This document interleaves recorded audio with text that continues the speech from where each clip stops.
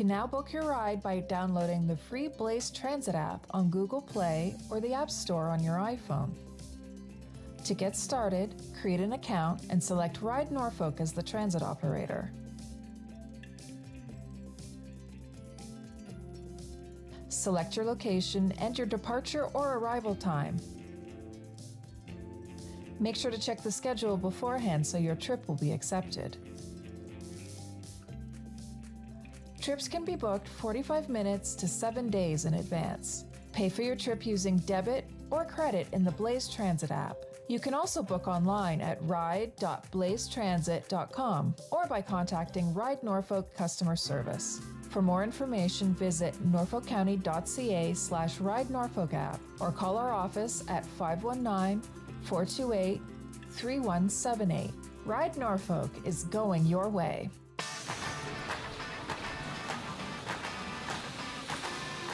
I am Tom Pursley. I work at Titan Trailers. I manage the shop and design, build, program robot cells on the floor to hand off to operators to build trailer components and assemblies. I knew I always wanted to work with my hands growing up as a kid. I never wanted to be stuck behind an office doing paperwork for the rest of my life, and it really interests me to build something and see the final result when you're done. My name's Angela Simon and I work for Annex Business Media. We are a trade magazine publisher. We produce 65 trade magazines for a diverse industries, so everything from aviation to firefighting to design engineering, manure. We have a very diverse set of magazines that we produce.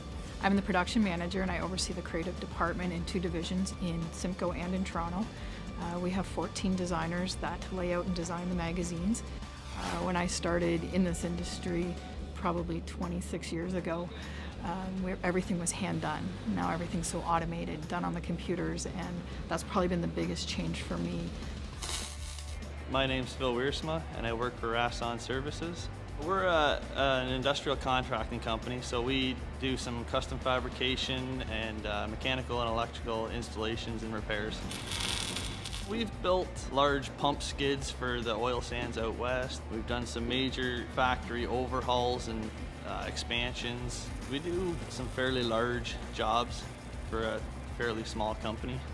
I've always liked to take things apart and put them back together, and so this is just another stepping stone. My name is John Brock Picard. I'm 20 years old and I work at Ramblin' Road Brewery Farm. Here we make 8 different kinds of Picard's Extreme kettle chips. It's all on one line. The potatoes come in from the farm and we put them in through the hopper. They get cleaned and they go through a grading table where I inspect them and cut off all the rotten spots, pick out the bad ones. And then they go through up to the cutter. They're cut into kettle chip size and they're fried and salted. I guess the best part about my job would be the sampling. When the fresh potato chips come off the line, nothing beats them. I think young people should be strongly considering a career in manufacturing. Skilled trades, there's always going to be a large demand for that, and they're high-paying jobs. The actual job is getting better as the new technologies come into play. The skills you need to do my job would be definitely graphic design, computer skill. If you have any kind of video or inclination to do video or any of that kind of stuff, or web design, that's also a huge asset for what we do. I would say if you like to take things apart and put things back together, or build things from scratch, or if you have even a creative mind, manufacturing is a good way to go.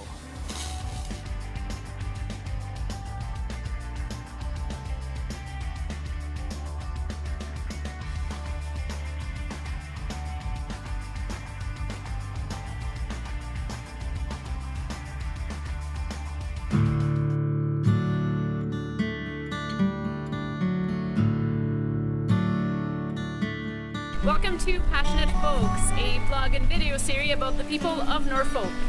People that are involved in our community, people that bring a lot of energy. So this is about a conversation, this is about their story. So welcome to episode 3.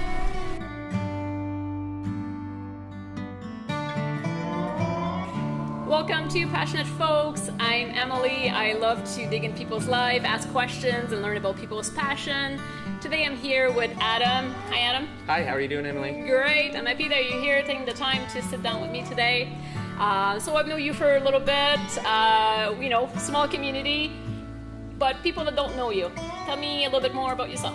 So my name's Adam Van Passen. I grew up here in Norfolk County. I was born onto a farm and I got to work on that farm growing up, which was a great learning experience. From a young age, I got to understand what hard work was and what it was to be close to nature. So that was very cool for me. Growing up like that, my dad also was a counselor for Haldeman, Norfolk, and he had a big part in shaping what is today Norfolk County. So I got to see that, and watching him and experiencing him work through that really sparked an interest in me for the county and what it could become. Great. So not like the typical kids. We hear most high schoolers like just ready to get out of their hometowns and go explore the city and something else, and it doesn't sound like that's your story. Not at all. I heard a lot of kids saying that they wanted to move on to bigger, better things, and I just really didn't have that feeling. I always thought the biggest, best things were here in Norfolk to start. So I asked you to pick a location today, and you bring me to a place that I don't know very well in Norfolk. So tell me about where we are and why you picked it. This is a very cool spot. I know a lot of people drive by it, maybe on their way to Long Point or into Port Rowan, but this is Boose Harbor. So I grew up on Boose Harbor. My best friend, his family owned this place. So I grew up here hanging out, relaxing, boating, going out fishing, going out hunting. I worked here for a while. I did some volunteer work for the Shriners Club here, doing some chicken barbecues. So I really got to experience Norfolk and how community comes together. There's a lot of people that take up their summer residence here in trailers, and it's very cool to see all these people that are coming from other places in Ontario to enjoy what Norfolk has to offer. So it's just very cool to see that and experience it. One very cool fact about this place is that Boose Harbor has the largest amount of indoor boat storage on boathouses for all of the world. Okay, everybody ready? We are on that air. Is crazy. This so place. Good morning. I will now call Norfolk County Budget Committee meeting of November 23rd, 2023 to order, and remind everyone that our meetings are web streamed and televised. Please ensure your phones are on silent, and staff using Microsoft, please unmute yourself, use your hand raise icon, and remove it when you're finished speaking. We have the approval of the agenda or changes to the agenda, which is before all of us. Is there a mover and a seconder to move the agenda as presented? Councillor Micheli, seconded by Councillor Duthie. All in favor? That's carried. Are there any declarations of pecuniary interest? Not seeing any. And I don't know if, because it's budget committee, if it matters or not, but for roll call purposes, Councillor Huffman is attending virtually and Councillor Vanandry, she has sent her regrets for today. So we'll start right away with deputations. On today's agenda, we have one deputation from a member of the public. The committee can accept this deputation for information or alternatively direct staff by resolution to bring back a subsequent report if necessary, if any additional information is needed. So we're at 3.1 on the agenda, and I'd like to welcome Les Anderson up to the podium to provide comments on our projected water rates for 2024 and 2025 based on report CS 23-147. Les, you have 5 minutes whenever you're ready.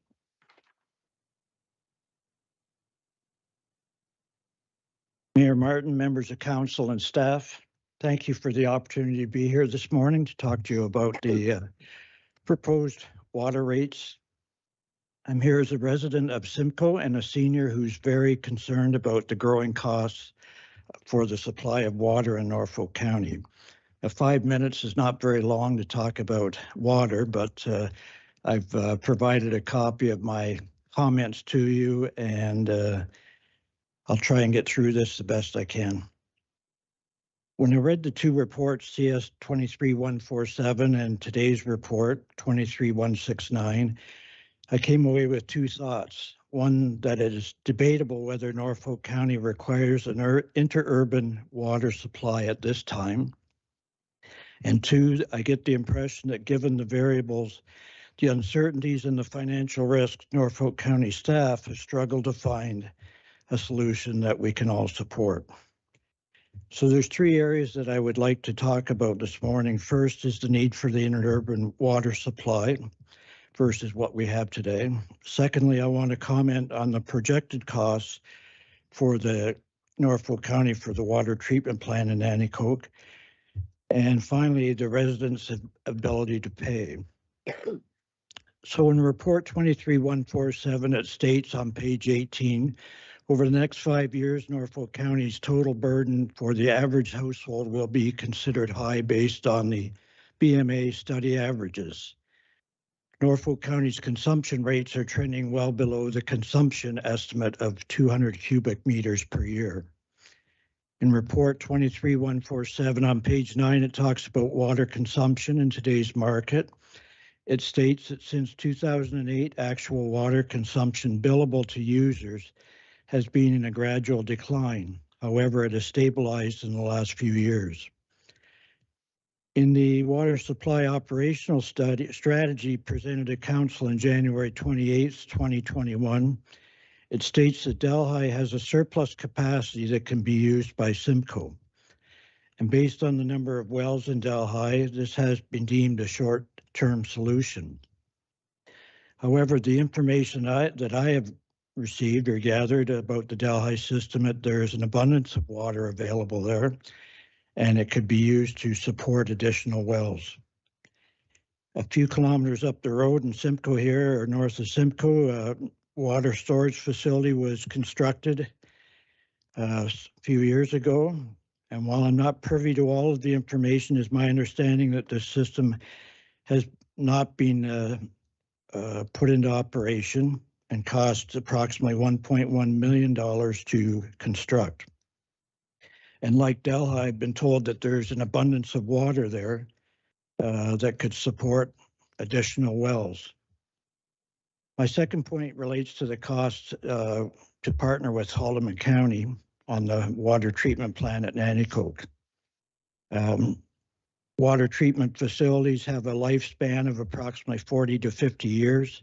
Haldimand's Nanticoke water treatment plant was built by the province in 1973, some 50 years ago.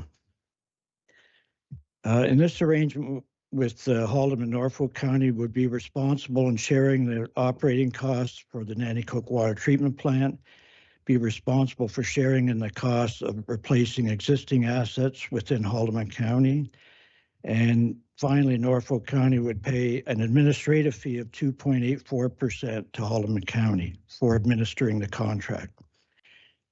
It states in 23147, in essence, this is equivalent to Norfolk County covering a share of all future capital requirements on Haldimand County property.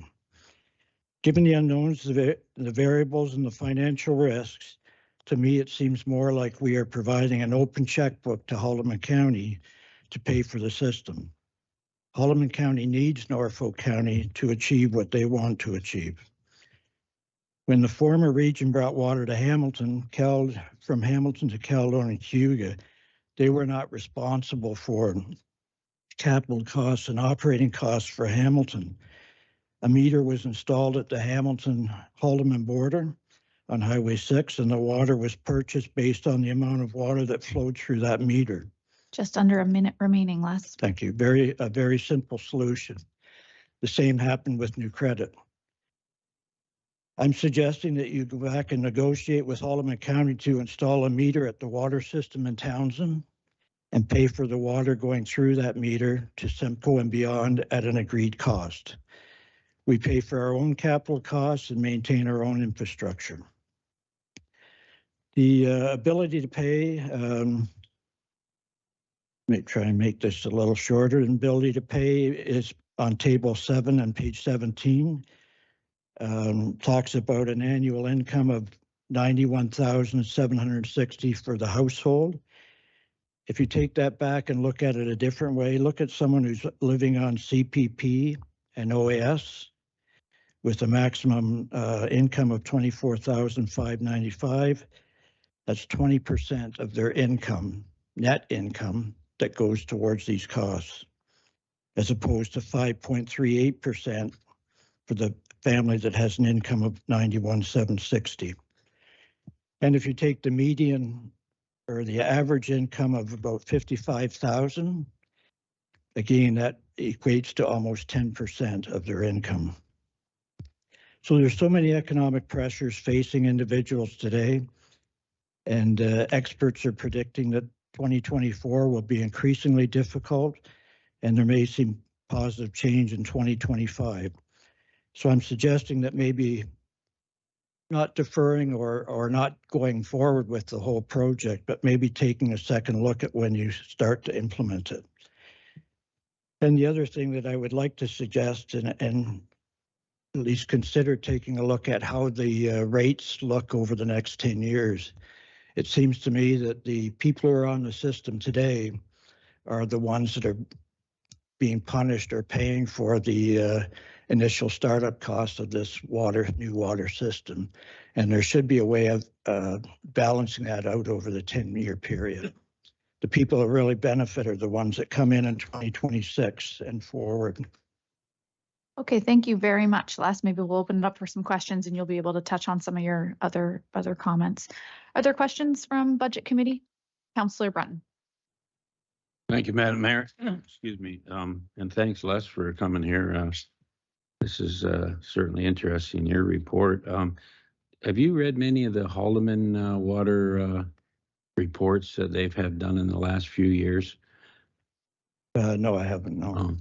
One of the interesting ones I found was their goal is to cut off from Hamilton and service Cayuga and Caledonia with the water from the plant. And I wonder, would you agree that some of these costs are attributed to that for the improvements at Nanticoke? I'm sure it will be. I mean, they'll benefit in the long run from that. Yeah. And the other thing I'd like to say, good luck with trying to go under the river. I think the region faced that when they were talking about bringing water to Caledonia and Cayuga. The problem was getting approvals to go under the river with the pipe. Yeah. Thank you. Any other questions? I have a couple for you. Les, thank you very much for coming today, and thanks for bringing the perspective and information. I don't disagree with you. I don't think council will either, that it's very expensive and are certainly aware of that. But have you had a chance to review the option 4A that was the alternative, which is essentially there were many options, but 4A is the do nothing approach. Have you had a chance to review that, and are you aware of those rates? Yes. Okay. I just raised those for anyone listening at home because the interurban water actually is cheaper than the do nothing approach. So that is one of the concerns and the factors why we've leaned towards the direction we have. And my other question for you is, you mentioned that you had, I just didn't catch the location because I'm going to ask it of staff shortly. The new system in operation, 1.1 million. Where was that you thought had additional capacity? It's north of Simcoe on the old 24. Bloomsburg. Oh, Bloomsburg. Well, yeah. Okay. Okay. All right. Any other questions? Councillor Van Passen. Thank you, Member. A question for staff, just to make sure that I'm not confused and make sure nobody else gets confused. The discussing the cost on Haldeman's assets is the agreement. It's my understanding the agreement that we are responsible part of the Haldeman assets that will be used by Norfolk County, not across the entire municipality of Haldeman. So do you want to just clarify that, make sure I got it right? Through the mayor to the councillor, that's correct. Norfolk County will be responsible for the undepreciated cost broken down by whatever flows we are using. I guess the other thing, maybe as a statement that I would say, we know that it's so expensive because there's such limited rate users. As the plan grows and evolves and builds out, it's not a popular subject to discuss, but the plan would be that there are more rate users as we build out water capacity and they come online and they contribute. And further to your argument, not our argument, would be that all of these numbers do include 66% upper levels of funding. And that is all that council has committed to. While these numbers aren't great and they're not affordable, we haven't committed to going forward without receiving any support. So with that, I guess we'll get a motion to receive the deputation as information, and then we can turn over to staff quickly. Moved by Councillor Duthie, seconded by Councillor Berry. All in favor? Thanks very much for coming today, Les. Thank you. Does anyone have anything to put to staff? Okay, a couple questions for staff. I'd like to just maybe make sure we're very clear with our communication on this. The deputation mentioned that Delhi has surplus capacity and it can be sent to Simcoe. Do we have a comment on that? Through the chair, I think you're going to see some of that in our presentation. That is one of the slides we tried to include, is how things are changing in Norfolk County. And while there may have been capacity in the past, we're seeing that get gobbled up quite quickly. One of the comments was there's an abundance of water available, and specifically the 1.1 million put into Bloomsburg. Is that capacity that's available, given the context that the deputations asked us to slow down interurban water? So through the mayor, Bloomsburg certainly is a well-producing well. We've only taken it so far, so there is a lot of work that needs to be done. But it is important to remember that that was not additional capacity for our system. The Bloomsburg well went through the EA process to replace one of our failing wells in Simcoe. So it's really not adding additional capacity to our network. If we were to utilize that, we really would have to increase capacity further. We'd have to go and find another well somewhere else. And like the Bloomsburg process, doing an EA for a new well that has the appropriate yield and water quality, that's another 5, 6, 7 year undertaking before we're even ready to take next steps. Okay, thank you. Haldeman County, 40 to 50 years ago, built the asset in 1973. Can you touch on the state of the asset? And I guess Councillor Van Passen already touched on the other important point there. Certainly through the mayor. So yes, the plant was built in approximately that year. It wasn't all built at the same time, so there was different phases that were added. Much of the plant is actually in a very good state of repair. We did a site visit with our colleagues in Haldeman not that long ago to see some of their new upgrades, and it is actually working very well. And really, a plant that is built in 73, although that sounds old, infrastructure like that is actually designed to last between 50 and 70 years. So much of that has not even reached its useful life yet. I know we're not going to get into any discussions as it relates to negotiations, but the comment was that it could be perceived we're giving an open checkbook to Haldeman. Do you have any comments you want to make on the situation that is being lined up between the two partnerships should we receive upper levels of funding? I can start, and I can pass it over to Amy, because I'll say she is a little bit of a pit bull when we're going through working with Haldeman to protect the county's interests. We are making sure that we are documenting and putting the right things in that agreement to protect our residents. So we do recognize that, buying water from another municipality could seem like you're losing control, but as long as you have the proper agreement in place and how things work and where capital is being spent and how we're paying for the water we're consuming, the county's interests are protected. But I don't know if Ms. Fanning wants to chime in on that. Thanks, Andrew. And through the mayor to council, yeah, I without going into any of the details of negotiations, I can offer assurances to council that we are questioning everything. We are working through very detailed line-by-line reviews. We are making sure that any assets that we are questioning have condition assessments. We are making sure that we are not paying for anything that we don't feel that Norfolk should be responsible for. Okay, thank you.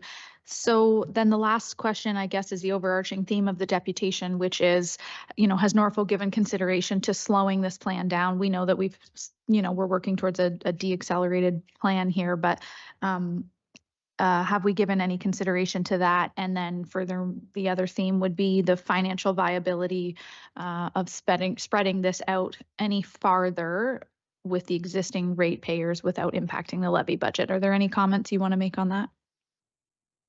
Through the mayor, I think we've already gone through this exercise, and the report that was in front of council in September or October really looked at spreading that out over a longer period of time. And one of the things that we did remind council at that time is we need to remain flexible with that. And you'll see this as we go through our presentation. If we're in a housing crisis and we're expecting to add more houses to Norfolk County, some of those timelines may shift. So although we've pushed them farther back into the future, there may be some need to accelerate some of those in order to meet our needs. So I think we've done a good job of balancing when we think it may happen, but sometimes in the back of my mind, think we need to be cautious that may come forward a couple of years as well. Okay. Councillor Breton. Ask Andrew a question. You mentioned that a well is failing. Is that in the Cedar Street wellfield area? So through the chair, it is actually our northwest well that is failing. So the one that would be closest to Bloomsburg on the north end of Simcoe. Okay, and I guess, do you know what the volume of that well is? We do. Stop here. 2,300? 2,300 cubic meters is the capacity there, which aligns very close to what the Bloomsburg well is able to produce. Bloomsburg's over 5,000. There's two wells on the Yeah. northwest side. So when you add them together, it represents approximately the same volume. So just to be clear, Bloomsburg produces slightly more volume than we are able to produce through our northwest well system, but only a couple hundred of cubic meters. Essentially, it is a like for like asset replacement. Okay, thank you. Councillor Columbus. This whole budget does not hold water if the province and the feds don't come through with some money. So I just wonder, has there been any of late discussions with the senior levels of government to provide some dollars? Through you, Madam Mayor, nothing new to report on that front. I will say that we were mildly disappointed in seeing the federal economic statement earlier this week that didn't contain a provision for infrastructure and a new infrastructure stream, but we are told that they are still committed to putting something out before the end of the year. It would have been great if it would have been part of the economic statement, but it was not. All great questions and discussion, and I want to thank Les for coming forward. I know that we discussed this and it's layered and convoluted for us, so I think the more communication we can have for the public, the better. So thanks, everyone. With that, I suppose we'll move along to our report. We have one item before council for consideration today, which consists of the proposed 2024 rate supported operating budget, CS 23-169. The rate supported operating budget focused on the cost of operating the water and wastewater systems, including the allocation required to fund infrastructure costs, and outlines the rates needed to fully recover those costs from the users. The budget is a direct reflection of the upcoming capital pressures surrounding water and wastewater infrastructure. Norfolk County is embarking on a historical capital spending program with significant investment to assure the water and wastewater systems remain reliable for our residents for years to come. And with that, I'm going to pass it over this morning to our CAO to start the discussion and introduce our finance team. And to keep things going, we'll have all questions held until the end of the presentation. And with that, I'll pass it over to Al. Thank you very much, Madam Mayor. I don't have much to say on this other than we know that there's going to be some challenges ahead of us, and what we are proposing today is what we believe is a responsible proposal for council to consider and for budget committee to consider. And we know that we have to set our financial house in order, and part of this budget today is to help us with the rate budget and the infrastructure that's required to deliver these core essential infrastructure and the service to our residents. And I'm going to pass it on to finance, who will take us through a presentation. Thanks, Alan. Through the mayor, I'm actually going to turn things over to Andrew and our colleagues in EIS who are going to start things off for us today.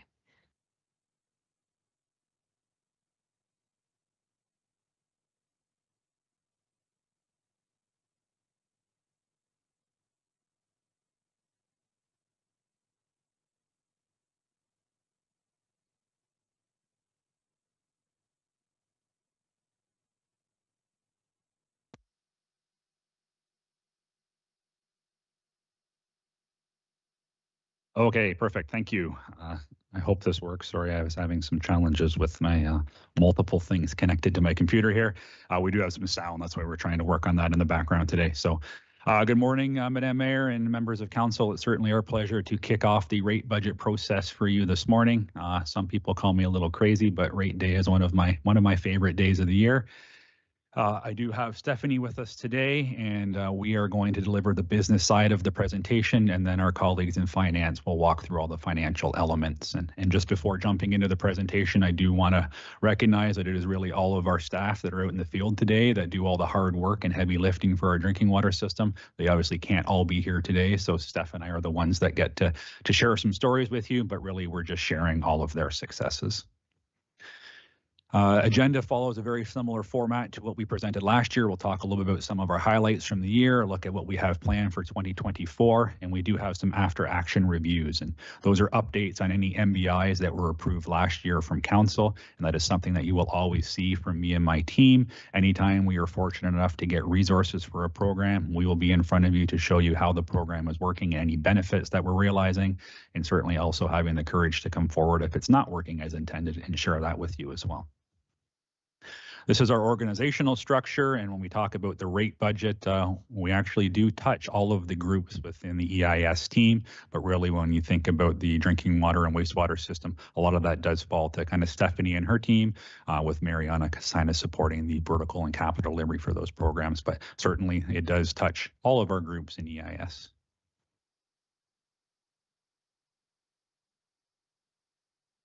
So this next slide in front of you is just going to highlight some of the statistics from our drinking water systems. As you can see, the replacement value of our assets is approximately $560 million, according to our latest asset management plan. We also have over 2,700 water samples that staff have collected this year to date and have been tested. We have had 12 adverse water quality incidents and 1 non-compliance this year so far.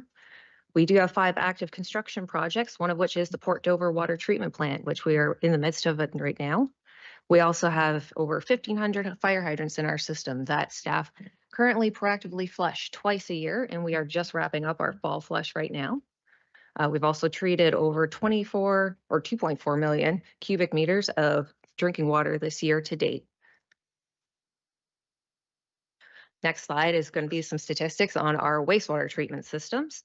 So Ontario Clean Water Agency is our contracted operating authority for our wastewater treatment plants. We also have an approximate value of $750 million in asset replacements for our wastewater treatment plants. We've had 2 order complaints so far this year. We do have, again, the active reconstruction projects, one of which is also the Waterford wastewater treatment plant, which is in substantial completion right now. We've had over 292 development applications come through. We've had over 4,200 samples taken and tested on the wastewater treatment side, and also treated 3.8 million cubic meters of wastewater this year to date. Some of the operational highlights for this year are the restructure of the water and wastewater operations staff. So previously our staff were segregated into a water distribution and wastewater collection side, and then into the water treatment facilities. We have now combined all of our operations staff into water and wastewater operators. This is going to be providing redundancy and more operational efficiencies for our staff. We're also separating them into an east, a west, and a centralized team. At any given point, staff would have gone from our Cedar Street location in Simcoe. They could have been in Waterford and then down to Port Rowan or over to Port Dover in one day. Now separating them into the east and west ensures that we have staff in each town who are able to create efficiencies and be there for any staff or any issues that may come up. So as you can see, our west would be our Delhi, Cortland, Port Rowan, St. Williams. The east would be Simcoe, Port Dover, and Waterford. And our centralized staff would be our meter crew and some staff to do our sanitary flushing, as well as anything else that may come up or be available to assist in other towns as needed. So we also do our proactive flushing, as I had mentioned, with the 1,500 hydrants. We touch those twice a year during our flushing programs in the spring and fall. As mentioned, is to maintain water quality, and we're just wrapping up our fall program now. We've also completed the water model calibrations this year. We've done one in Delhi for the water system, and we are just working on the one in Waterford for the wastewater. Andrew will get into this a little later, but we have had some infiltration and inflow data that we've collected in Waterford, and that has been contributed to the sanitary modeling for a more comprehensive understanding of our collection system. We've also had all of our ministry inspections this year. We've had 100% on all to date, and we're still awaiting the Waterford results. So some of the highlights from our capital programs that we've had this year, the Waterford wastewater treatment plant at just over $7 million in construction is in final completion stages. There were some challenges with that. A lot of them were to do with supply chain issues, flow meters, generators, some of the equipment pieces, issues to get there. And some unforeseen issues when they were doing the aeration upgrades in one of the lagoons. The base of the lagoon had deteriorated a bit, and we're currently working through those issues. At the Port Dover Water Treatment Plant, we're currently in construction there with substantial completion in the first quarter of 2025. This is going to bring our treatment capacity up to 7,600 cubic meters per day. And these upgrades include the dissolved air flotation units that are currently in the building, converting them to DAF filters, the addition of a new UV generator, and some structural upgrades. We're also in the process of just finalizing the pre-qual for the contractors in the Port Dover wastewater treatment plant. Those upgrades are hopefully starting in 2024 with the design in 100% at the end of this year. So those upgrades are going to include the upgrades to our headworks, primary and secondary disinfection, as well as aeration upgrades and the addition of UV for disinfection. We're working through the 90% design for our Port Rowan water treatment plant, which will include the replacement of our current treatment units. These are the main treatment units in the plant, which treat the raw water, they coagulate, sedimentation, and then the filtration in those units. So those are going to be replaced, and there's going to be the addition of above ground reservoir to bring us back to our capacity of just over 300 cubic meters a day. I'd also like to mention that earlier this year, we rehabbed the Simcoe water tower.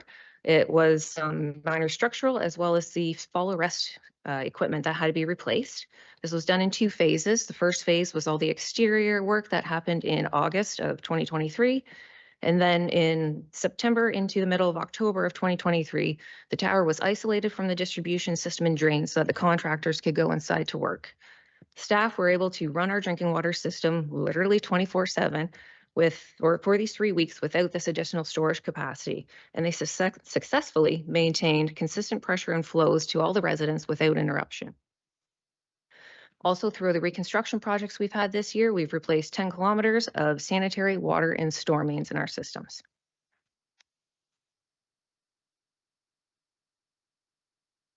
So some of the risks that we've encountered this year, as mentioned before, inflation and supply chain issues. So this has affected many of our contracts. We've noticed a huge increase in the cost of our chemicals this year, as well as asks for additional fuel compensation.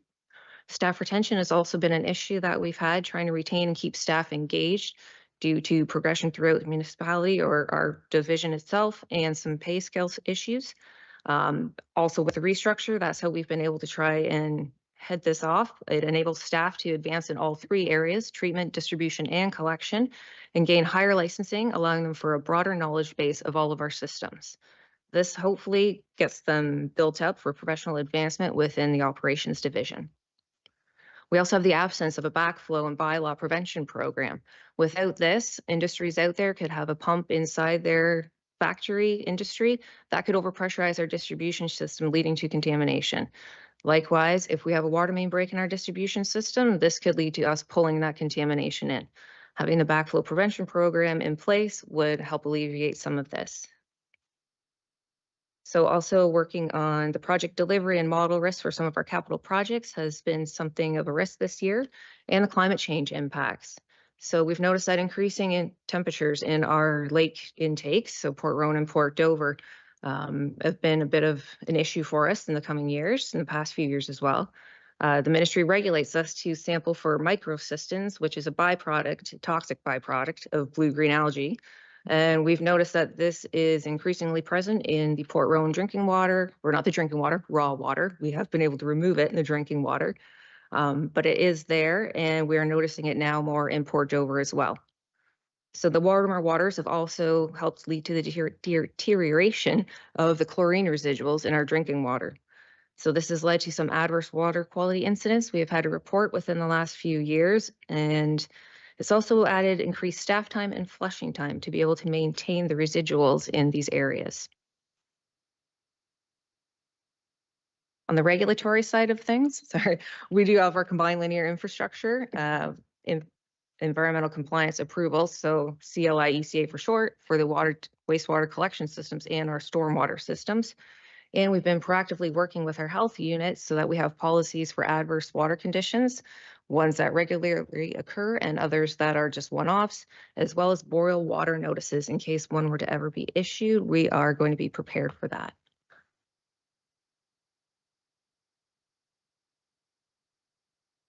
So moving on to some cultural highlights from 2023, and like many municipalities and organizations, we are kind of evolving through our cultural journey. And I'll be honest, I was hesitant or on the fence of whether or not I should include some of this in the presentation today, but I know it looks at some points like we're taking away from some of the core services that we're doing, but we spend a lot of our time at work, and it's important that you take some time to connect with your colleagues and have a little bit of fun in the office as well. That's what makes work enjoyable. And by doing things like this, we improve our culture and really make Norfolk County an employer of choice. So earlier in September this year, we had an EIS staff barbecue. It was a great opportunity to bring everyone together, have a quick bite to eat, and let people connect with those that they may not get to see every day just because of their work locations, and just a way for us as leadership to say thanks to everyone for all their efforts. Fast forward to October, we had another very successful Halloween potluck and costume contest with our colleagues in community development. These are always very well attended and are run very well by our groups. We had a lot of great costumes this year. I would say the Napoleon Dynamite is one of my favorites, and if you can't figure out who it is, I'll say she's sitting very close to me right now. But those are certainly a lot of fun, and they really do help improve our culture. They seem like they're small, but they mean a lot to everybody. More outward facing, we did a lot of work this year as well. We did open up our water and wastewater facilities for public tours this summer. We held one at the Waterford Water Treatment Plant and one at the Simcoe Wastewater Treatment Plant. We welcomed well over 100 residents into our facilities to show them how their water gets treated, and we're quite thrilled with the number of people that turned out. We had lots of activities for kids as well, and coloring contests, trying to engage the younger audience and really teach them about the value of water earlier in their life. Any feedback that anyone has or things you'd like us to do next year, we're looking to improve. We're certainly going to open our doors again, and we want to make it even better for 2024 year. And then the final thing from an outward-facing outreach perspective we did this year is we started creating some day in the life and behind-the-scenes videos. This is just another way for us to share some of the things that we're doing with the community and yourselves. And we started with our drinking water system. We've also done one for our Blue Box recycling program. And today is kind of the soft launch, and I'm a little worried it's not going to work given my challenges when we started here. But I was hoping I could share our quick 1-minute video with everybody. So let me see if this will actually play sound for you.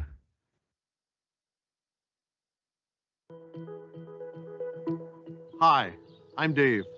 I'm here to take you behind the scenes for a quick look at what we do at Norfolk County's water treatment facility. Here in Port Rowan, the water treatment process starts by pumping water from Lake Erie up into the water treatment facility. Back in the treatment facility, I inspect large clarification tanks where the lake water enters the plant. Here we add coagulant, a chemical that attracts dirt particles together.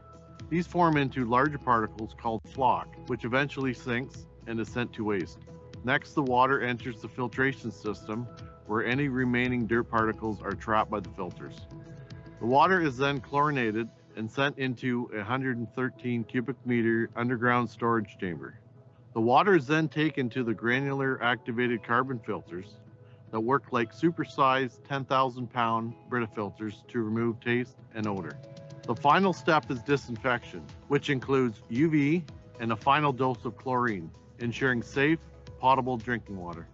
Water testing is an important part of the job. Throughout the day, we take water samples at different stages of the process, up to 9 tests, depending on the treatment facility.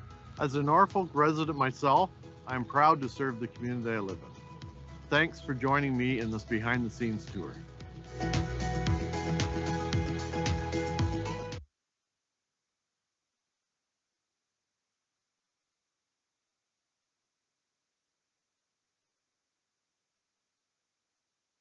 All right. So I think Dave did a great job. It's not easy standing in front of a camera, so he did a really good job to help us out there. And I do very quickly want to recognize and thank Catherine and Jara for all their hard work. They put a lot of effort into things like videos and other programs that we've been doing this year, and really appreciate their support. I come from a larger municipality where we spent a lot of time on outreach and promotional activities, and I have a lot of wild and crazy ideas, and they're very generous with their time and take some of my crazy ideas and make them into a reality. So we have a lot more things planned for 2024, so stay tuned. Sorry, I could no longer see the presentation on my screen, so I was worried we had a connection issue, but It was just a temporary glitch. So moving into our after action reviews, so this is an update on MBIs from last year. We're going to start with our leak detection program. A lot of interest in this when it came forward to council last year and some of the non-revenue water and money that we were losing. So council did approve that program, and we were very quick to attract a candidate. We brought in Jordan Lynch to run this program and many others. Jordan brings a lot of industry knowledge as well as some natural leadership skills, and he's been a great asset for us, just an absolute great hire. Before jumping in the deep end, we did take a site visit with our staff to Hamilton to learn about their leak detection program and how it works. Also get out in the field with them, play with some of their equipment and see if it's something that we could make work for us back here in Norfolk. So when we returned home, we did deploy a Guterman technology in focusing our efforts in Port Rowan, because that is where we had our worst water loss. You may recall from last year's budget presentation, that was a whopping 36%, which is very, very high. And we do have some good news to share with you. We found 4 significant leaks, and we've corrected 3 of those to date. The 4th one is just awaiting some parts, but it'll be fixed here very shortly.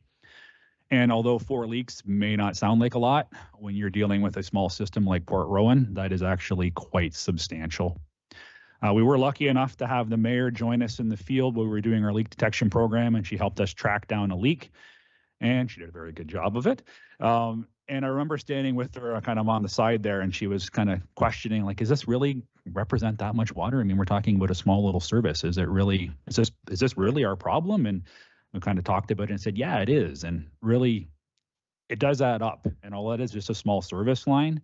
When you think about water flowing through that 24/7, it represents 22 cubic meters of water a day. And when you annualize that, it's about $14,000 worth of lost revenue. So it is quite substantial. And then when you compound that on the 4 leaks that we found, it actually represents over $100,000 and takes our water loss from a poor 36% down to a more respectable 25%. That's certainly major progress in 1 year. We're going to continue in 2024, so we'll be using some different technology in Port Rowan to work on some of our plastic water main. The Guterman technology is great, but it really works better on metallic material. But we'll also be using Guterman in some of our other urban areas to try and get all of our leak detection or our non-revenue water closer to industry standards to save us some money. This is really important for us. It's, you know, business case last year talked about financial savings. Certainly that is a great thing.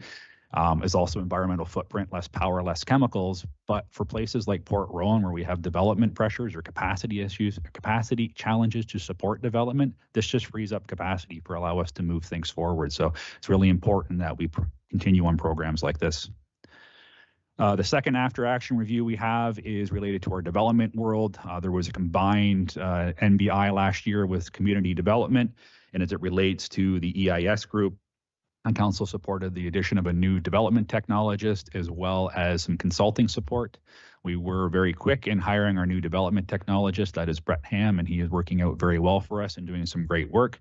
Unfortunately, but the other development technologist was off on a leave of absence, enjoying some motherhood, which is a great thing. But it does mean we really haven't realized the true benefit of those additional resources. That is coming to an end shortly, and we'll be back at full complement. We have been working quite closely with GM Blue Plan. Council has approved the single sourcing of that consulting firm to help us on our development review files. And really with their support, we've been able to meet our timelines. And that includes some pretty big files, things like the Delhi long-term care facility, the geranium file in Delhi, the Simcoe Hublands. Without their support, we would really struggle to meet all of our timelines. And there was one other element that we were hoping to work on with GM Blue Plan, and that is related to some continuous improvement initiatives. And we have not made as much progress on that front as we had hoped. By the time GM Blue Plan got on board and we were dealing with the significant backlog of files, the first 4 or 5 months were completely dedicated to just file review.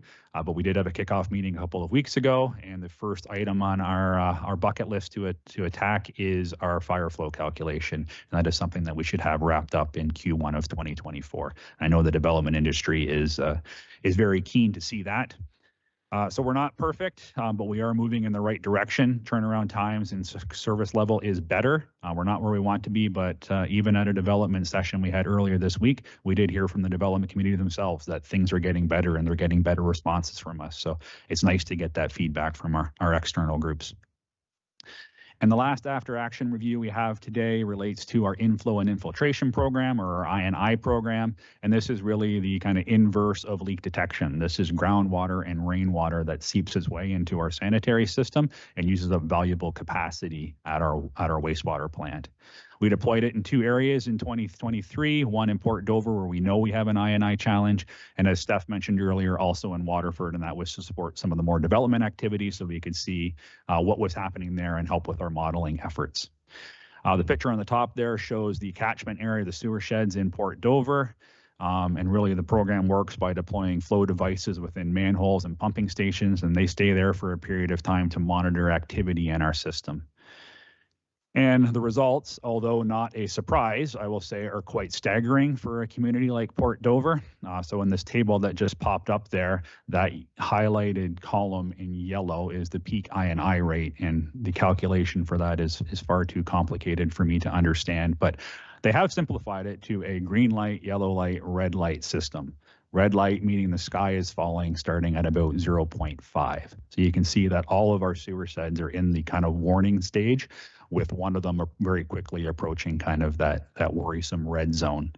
And we do see really high peak flows. We see flows in that system during rain events that are reminiscent of old combined sewer systems like you'd find in Ottawa and Toronto and Hamilton. That is really not a good thing. And to compound that and make it worse, a lot of the high flows that we see are in sewer shed 4, and that is the east side of Port Dover, and about 50% of that is new development. And new development, in theory, should have zero ion or very little I&I. It's typically your older stuff that as it fails, you start seeing an I&I. So really is pointing that we have a problem. So in 2024, we're going to expand that further into the sewer shed. And as we work our way back, we'll get more data and be able to pinpoint where these are coming from. And really the outreach and education that goes along with this program is just as important, if not more important, than the program itself. So as we move our way in the sewer shed, what we're going to have to start doing is smoke testing. So we're going to put smoke devices into our sanitary sewer system, and that will have smoke popping up in the road where we have cracks and issues with some of our joints to identify where we're seeing an I&I, but it's also going to identify where we have deficiencies in private plumbing. So sump pumps that are connected to our sanitary sewer system, rain leaders that are connected to the sewer system, DIY weekend warriors that maybe have connected to the wrong pipe, or maybe have left things not sealed behind some of their walls. They will see smoke, and that is quite alarming for people. So there's a lot of effort that has to go into the outreach and working with the community before we embark on this. But really, it is the only way that we can identify these and correct them.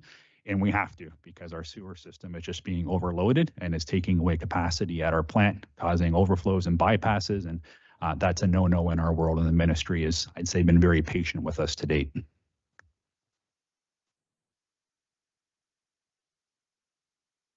Going forward into 2024, we have a capital work plan. This consists of continuation of the construction at our Port Dover water treatment plant, and also the commencement of phase 1 at our Simcoe wastewater treatment plant, phase 1 at the Port Dover wastewater treatment plant, and the current construction, or phase 2 actually, for the Port Rowan water treatment plant.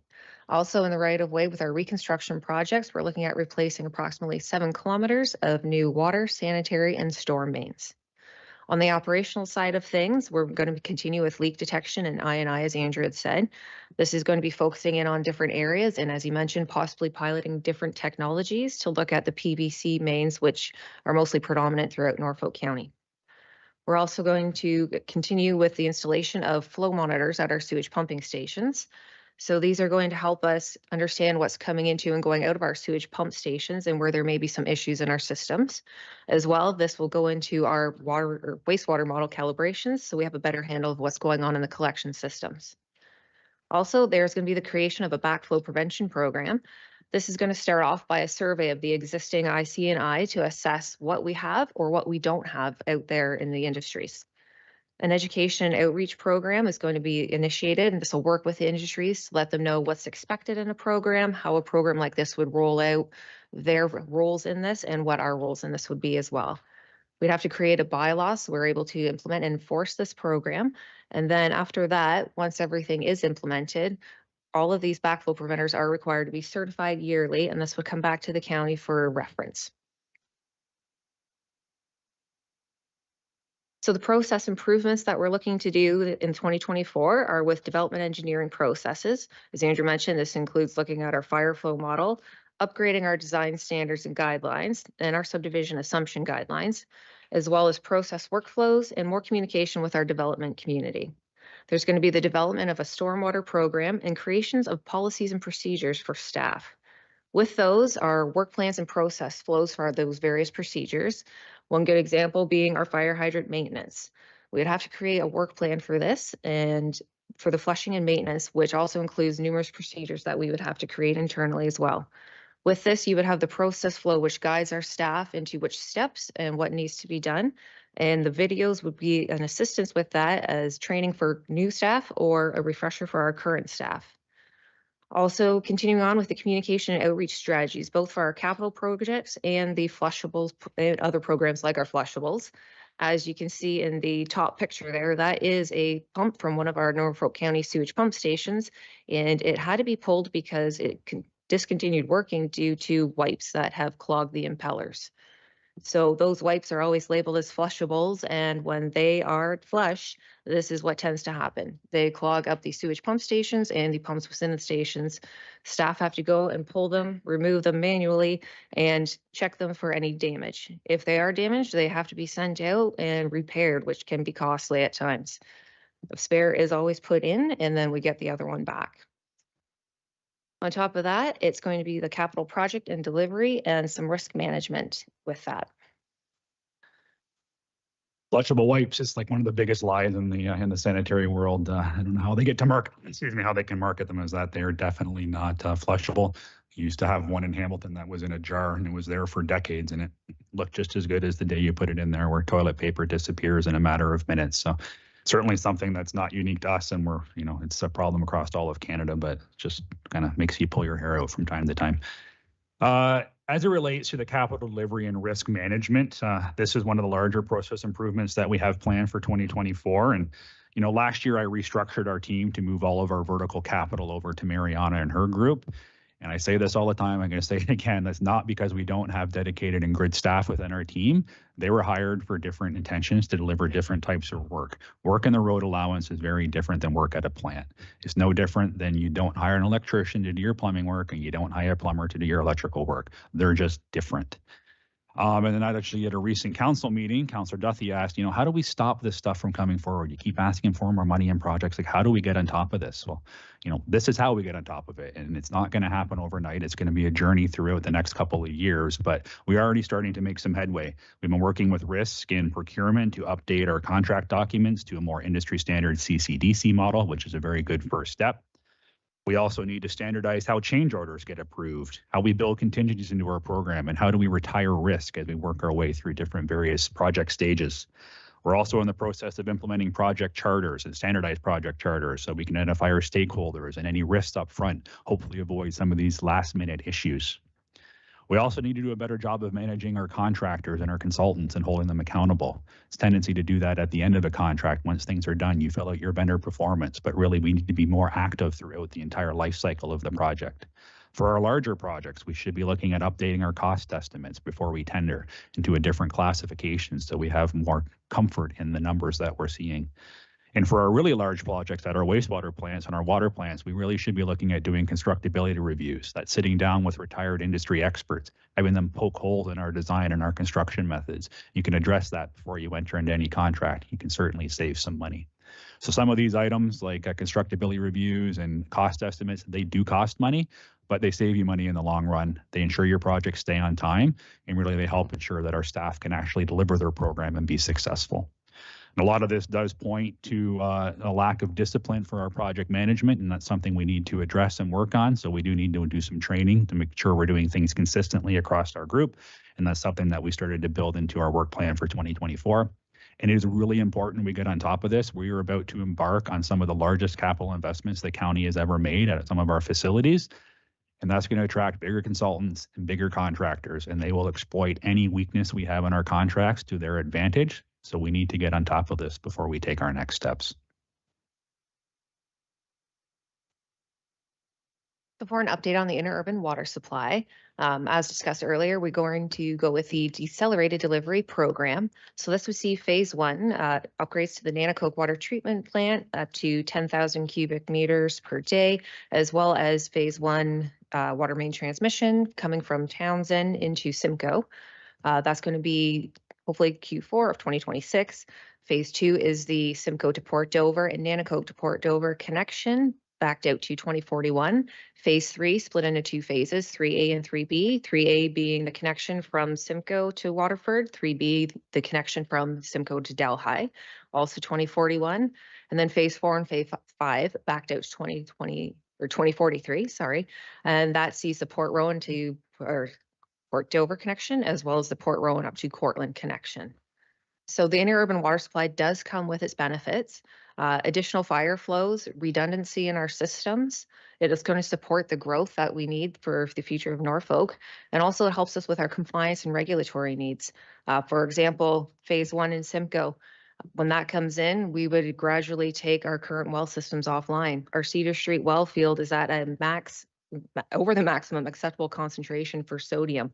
That has to be reported every 5 years. We have additional sampling we have to do as regulated by the ministry because of this now. We report every 4 months. Also our Chapel Street well field, the well over there is at the half of the maximum acceptable concentration for nitrates. So that has been flagged by the ministry and source water protection as well. Our Northwest well field, we have specialized treatment at the water treatment plant out there because of the high iron and manganese. As mentioned earlier, the wells out there are deteriorating in capacity. We rehab Northwest 2 twice a year and we do not get the capacity back. Northwest 3 is rehabbed once a year. It does not come back to capacity either. So just to allude a little more to the phase one of the interurban water supply. So again, we finished the Class EA in May of 2023, and we are progressing into the 90% detailed design for this project. Land has been purchased for the booster pumping station, and the design tender has been awarded for the upgrades just this past November for the Nanticoke water treatment plant. So phase one is going to consist of over 20 kilometers of transmission main coming from Haldeman into Norfolk. There is going to be a new booster station on concession 13 and a new elevated tank on the west side of Simcoe on the 14th. So there's going to be over the budget can dependent on funding, 110 million, and we're aiming for completion in the fourth quarter of 2026 with this project. So this is the last couple slides that we have of the presentation, and this is last year where I started to show you some of those pictures of our crumbling assets to try and make a point. And I've changed it up a little bit this year to focus on some other key areas that are impacting our business. And I did want to include this part of our discussion because there seems to be still a lot of questions about capacity from a water and a sewer perspective and what we can do to support growth. So if you look at those 3 pictures below, this is traditional development in Norfolk County. Single family homes, large lots, and pretty large setbacks off the road allowance. But fast forward, and the times that we're seeing now, times are changing. The developments that we see now are for small lot townhouse complexes, mixed use 4, 6, 8-story buildings, and also very large developments. When you look at Delhi in particular, the Delhi golf course file and some of the other surrounding nearby developments, that's 1,200 units. In Waterford, around the silos in Nickel Street area, there's a number of active files there, about 1,250 units. That is fundamentally different than the type of growth that we have experienced here in Norfolk County in the past. And while growth is great, it does create some challenges for us from an infrastructure perspective. And one of the challenges we have as staff is that although we're all optimistic, we cannot control when and if this growth happens. So we need to be very careful when we give out allocation to these developments for that may or may not happen. It certainly can have a big impact on us. So to dive in a little bit more detail, a few things I want to touch on. Treatment capacity, some definitions that are really key for this discussion. Treatment capacity is how much water we can produce at our facility. That is governed by our technology, our processes, and our permit to take water.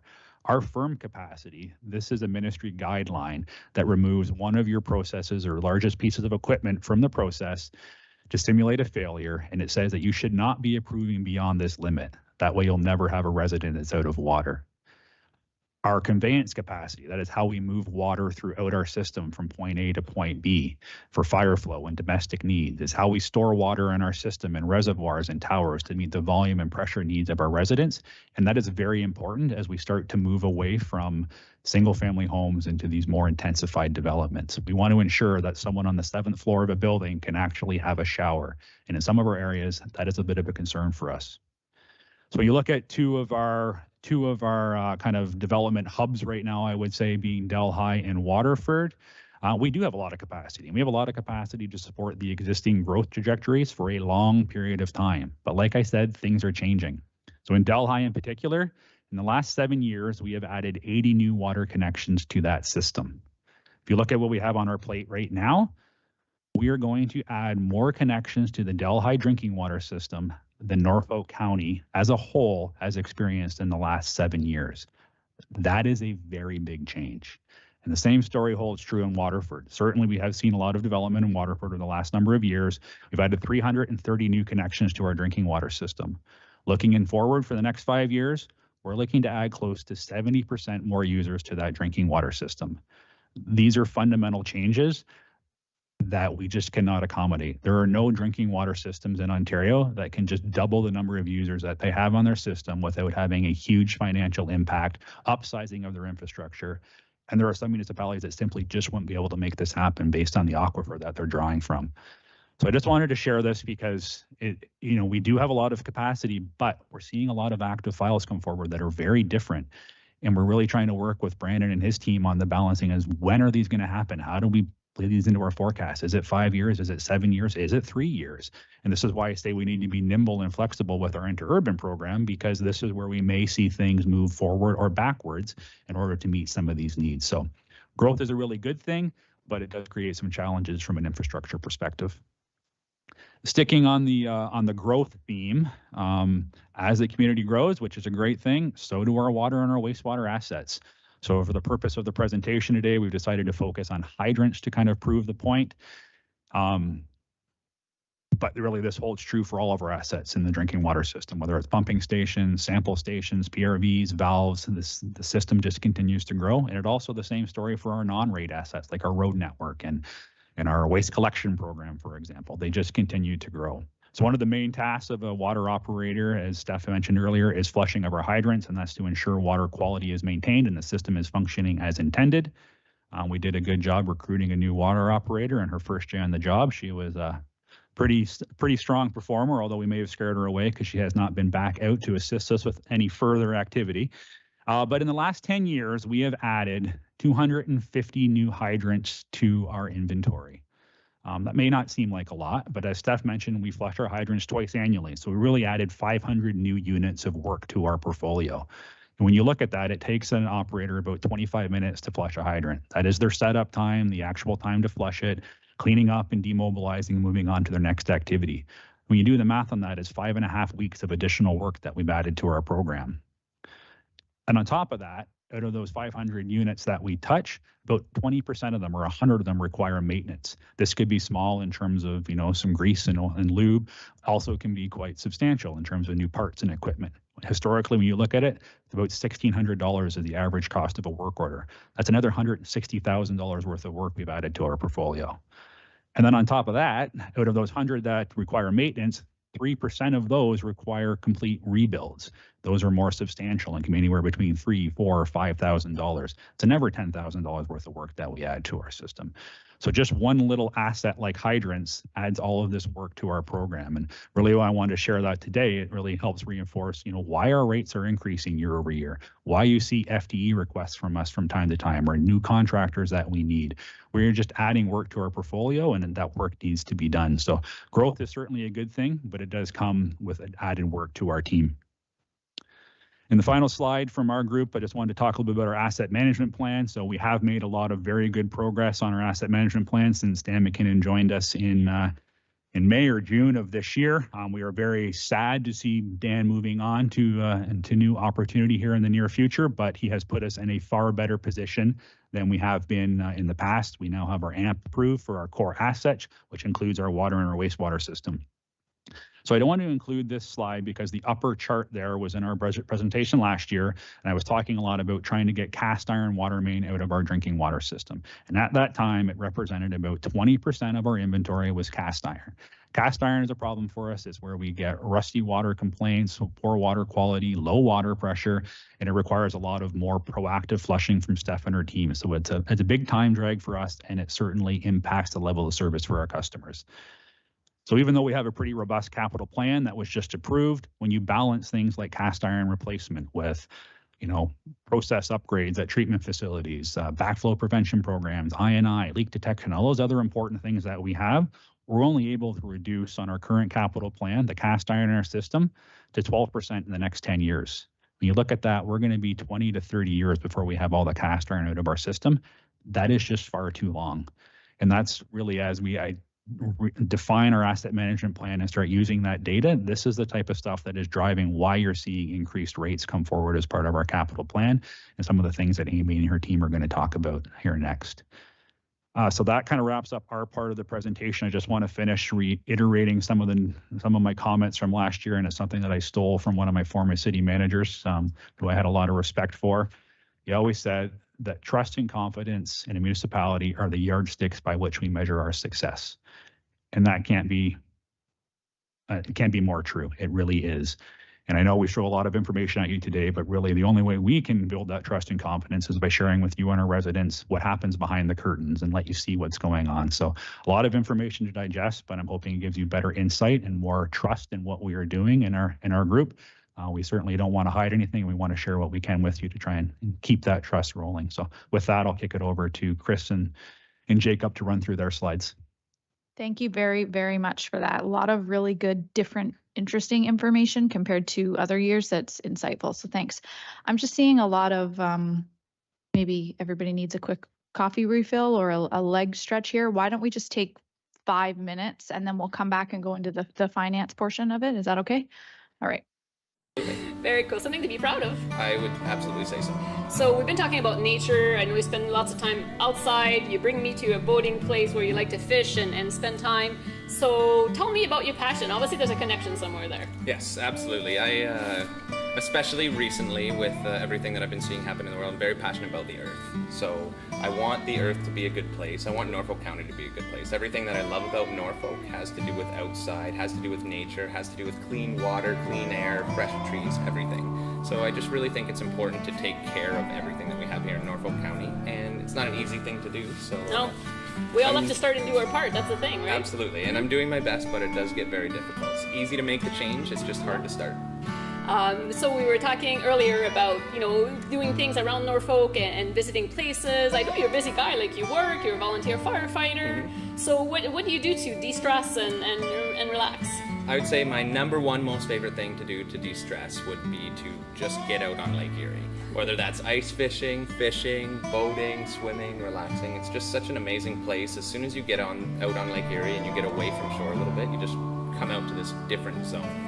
Other than this place, like where else do you like to visit in Norfolk County? Where else? What's one of your other favorite spots? I would say that my favorite spots in Norfolk County would have to be broken into two categories. One is nature, being Lake Erie, boating, all of that kind of fun outdoor stuff. And I also like Norfolk's bounty.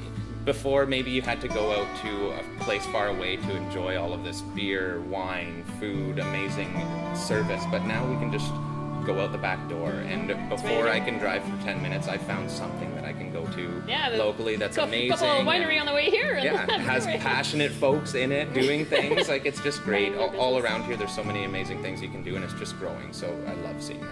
I thank you so much for your time. I love your connection with nature and what you want to do as far as your passion with the environment. I'm in line. We need to come together for this to happen, so hopefully we can inspire a few people with this little conversation here. So absolutely. Thanks, Adam. Cool. Thank you very much. We'll see you soon. Yeah.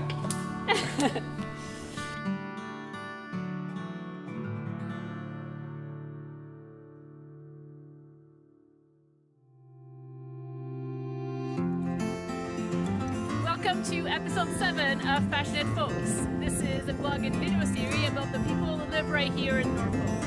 I sit down with them, have a conversation, ask them about their stories, their passions. I'm excited to present the next guest. Welcome to Passionate Folks. I'm Emily. I love to ask questions and get to know people better. Today I'm here with Dan. Hey, Dan. Hey there, how are you? Great. Excellent. Might be you stop by for a coffee? Yeah, well, nice of you to have me. I'm really delighted. So we already had a good chat, but for people that don't know you, can you tell us a little bit more about you, where you live, and what you do? Yeah. My name's Dan Fewings, and I was a Simcoe boy, an SCS grad growing up. From 0 to 18, I lived in Simcoe. And then I think I lived in Brantford for a year, lived in Dover for a bit, and then followed a gal up north to Peterborough, or Lindsay, and I ended up spending 28 years there teaching high school. Loved every minute of it. A bunch of different experiences. And when I retired in 2014, I thought, my ma's not doing so well down there. It's going to need some attention. And also followed a friend here, and bingo. And now I live just outside of Simcoe, in between Simcoe and Victoria on Highway 24. Great. I'm so glad you took time to have this little chat. I want to know more about you today, and I'm going to be asking some questions. Yeah. But first, I ask you to pick a spot that means something to you in Norfolk. So maybe start by telling us where we are and why you picked this place. Well, I love this place, not only for the food, although in my new machination I'm more careful what I eat, so I only have one crepe a week. But I love this place because Jim and Penny, the owners, are good friends. They've hired me to play here. They give the artists freedom to be a little zany here. They're good to their staff. They run a good ship. And I love the outside in the summer. It's rocking. They do a great job getting lots of music in. I think they have music all July, August, and September, like a whack of things. And I also, a few neat experiences sort of got born out here. I have a character, I do the song chef, and they were like the first ones to say, oh, you've got to come in and do it. So. I love what you're talking about. Like, you're involved in so many things into your retirement that you seem to really enjoy the art. Is that the main thing you're passionate about, or? Well, I like joy spreading, and the most rewarding thing I think I do is my gal Rosie and I, after we had a trip to Newfoundland, and after I did a tour of Newfoundland, we picked up on the kitchen party notion, and so we have a little duet called the Kitchen Party Orchestra, and we go to the seniors' homes and the respite center in Hagersville and Simcoe, and we give them the folks their instruments to play with us, so they're part of it. They're getting some exercise, and that is joy spreading 101. So spent a lot of time away from Norfolk, decided to come back to Norfolk in your retirement. So tell me, if you don't have a gig, if you're not involved in something, what do you do to hang out, to relax? Where do you like to go? Well, I love the geography, so I always like going down to one of the many shores while there still exist. Yes, Port Mercy's a little small this year. Yeah, oh my gosh, yeah. I love, and are you a beach guy, or? Not in the summer, I'm not, but I am, sort of going to the water for answers kind of a guy. Okay. You know what I mean? Yep. The Leonard Cohen dimension. And so Long Point was always hugely special as a kid, I spend a lot of time at the Simcoe Little Theater. That's a great organization, and they're doing fun and they're welcoming, and so I'm going to play coming up that I'm doing. And you don't seem to have too much downtime. You seem to keep pretty busy. Keeps me out of the housework, that's for sure. He's all busy making some ass right now, sewing, Yeah. And so. Is it hard to get artists to come and play here, or? People, are they curious about wanting to see Norfolk? And see what and you know what? More people, house concerts are amazing too. And I was never a musician on the road. I did 2 1-month tours with a student, and I had a buddy of mine, Jimmy Boskill, who was a student of mine. He said, when you retire, we're going on tour. My son is in a band, the May Hemingways, so he traveled lots east, so he booked us from Peterborough to Newfoundland, 24 gigs and 26 nights. Both, but you make, as a musician, you make way more at a house concert and play more concerty, less with people listening. No. People love to play, right? So oftentimes people think you need the applause as much as you need the money. No. And many people are lined up. So it's you don't want to do it? That's okay. I've got Tiny Talent Time and his brother here that'll play for you, and so that's why it's so nice to be in a place like this where that their entertainment budget is a really significant amount of money. And there are a lot of places in town here. The 211 does it as well. Even the Norfolk has a whack of music, and it's getting bigger around here with all the with the craft beer industry, the wine industry. All those places are looking for some entertainment to get their clients in. So I think it's it's going to be significant. It's just a tricky game.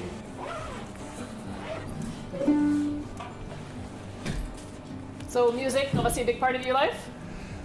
It is a big part of my life. Yeah, I think I started when I was 13. My brother handed me a John Prine album, the very first one with him sitting on the hay bale and a guitar, and showed me the C, F, and G chords, and I never had a lesson after that. You just learn on your own? I just learned on my own. Guitar has, and stringed instruments often have tablature. Yep. Especially ones that have frets, so it's a grid really, so they can it's easy on notation to put a number 1 on a 1, you know you're at the first. Okay, you know so it's an easier system. Yep. But what happened was I was working in the teachers union. I had been seconded out of teaching for a couple of years. The head of music was leaving to become a minister, and he said, Dan, can you teach kids how to play guitar? And I said, absolutely. And I said, now Larry, you know I don't read music, right? And, you don't? And I said, no, but I'll buy tablature. So at any rate, years funny. Made it work. And down the road it was funny because Jimmy Boskill, who was a wizard player, doesn't read music either. He had auditioned for this art school, and I was sitting at me, they weren't gonna let him in because he didn't read music. And I said, I should let you folks know, as you know, I don't read music. And I said, if you're not letting this kid into the program, give me 2 weeks notice, because I'm not gonna be the guitar teacher that wouldn't take him in. So you gotta keep it moving. Is that one of your favorite instruments? Yeah, this is, it's a Latin instrument. It comes from the Andes, so Bolivia, Peru, Ecuador, Chile. It's usually used in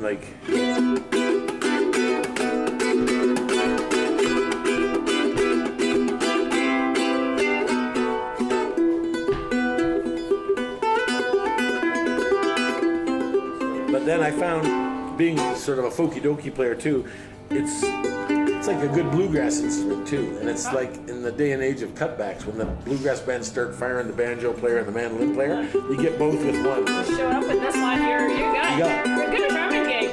That's right. Perfect. And this is a charango, and it is higher up. So I started with one of these.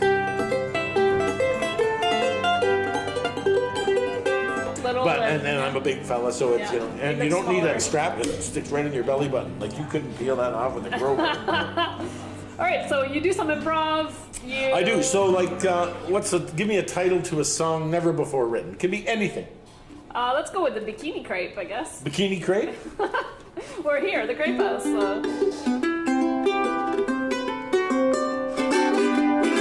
Well, it's more appropriate on a day like today to not sing about martini. So let's think while we're in the land of sand about a crepe martini. No pina colada beside you now. No way, it's done somehow. Here comes the customer now. He's probably gonna order the crepe bikini. Now the thing about the bikini crepe, it's teeny weeny. It's how they make. I'm not sure if it's a Speedo sauce, but it's nice all the same. Oh, it's teeny weeny, but it's my favorite, that old crepe bikini. Yes, sirree, I think he's making me one now. And it might be true that you can't wait for your bikini crepe, but that's okay. Got time on my hand. Right on. All right, cheers, Dan. Cheers. Thanks for joining me. Have a coffee. That was Absolutely. awesome. Right on. Love it. Good. Thank you very much. Great. See you later. Thanks, Drew. Great, guys. No, it's not possible. No, I cannot tell you what to say. Soon after, members of council and I took our seats right here in council chambers last November, we began to plan the direction we'd like to see Norfolk County take over the next 4 years and beyond. A direction that builds on our strengths and sets a strong foundation in place for future generations. We looked outward to the people of Norfolk for input. We listened to you, the valued members of our community, from our sandy lake shores, our vibrant downtowns, our picturesque countryside, and our bountiful farmland. We engaged leaders from local businesses and community agencies. We gathered ideas from our team across the county. Based on what we've heard, we created Our Future Norfolk, a set of priorities that focuses on 5 key areas: empowering Norfolk, building Norfolk, connecting Norfolk, serving Norfolk, and sustaining Norfolk.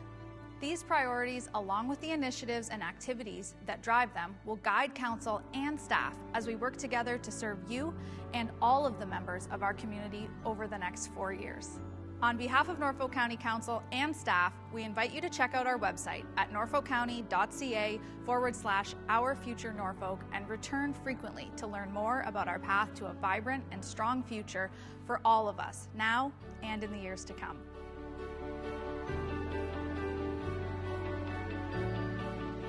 Ride Norfolk is making it easier to get around Norfolk County. You can now book your ride by downloading the free Blaze Transit app on Google Play or the App Store on your iPhone. To get started, create an account and select Ride Norfolk as the transit operator. Select your location and your departure or arrival time. Make sure to check the schedule beforehand so your trip will be accepted. Trips can be booked 45 minutes to 7 days in advance. Pay for your trip using debit or credit in the Blaze Transit app. You can also book online at ride.blazetransit.com or by contacting Ride Norfolk customer service. For more information, visit norfolkcounty.ca/Ride Norfolk app or call our office at 519-428-3178. Ride Norfolk is going your way. My name is Jim Toombs. I'm an Associate Purchasing Specialist here at Toyotetsu, also known as TTCA. Here at Toyotetsu, we're responsible for supplying Toyota with car parts, mainly automotive frame for the Lexus, the Corolla, and other Toyota models. I started here in May of 2016. I was in welding. Here I am 2 years later, and I'm a salaried position. The job itself it's challenging. There are challenges in what I have to do every day, and for that I enjoy it. It's not monotonous day in, day out. There's new challenges that I'm confronted with and new tasks that I have to do. A high school student who's like, I'm not sure, I think this is an excellent opportunity to kind of answer that question for themselves. They can see what kind of the working world is like, as well as pick up skills.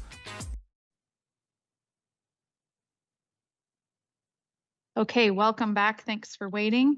We'll jump right back into the presentation and finish off the last section, which is finance. So over to Amy. Thank you, and through the mayor to council. I want to thank Andrew and our colleagues for EIS for joining us and making their presentation today. Last month, our team was before you to discuss the 2024 to 2033 capital plan, and we noted a number of impacts that would come forward to the rate and levy supported operating budgets. One of the key carryover items is the council-approved initiative for $1.8 million in infrastructure funding. Over the next 10 years, Norfolk is forecasting to spend more than $400 million in water and wastewater capital infrastructure. This means that recommendations from your finance team will continue to include rate increases to support these capital needs and to continue the message that Norfolk can't afford this plan on our own. Norfolk's water and wastewater systems currently support just under 17,000 connections, which represents about half of the county's population, who must bear the vast majority of these costs.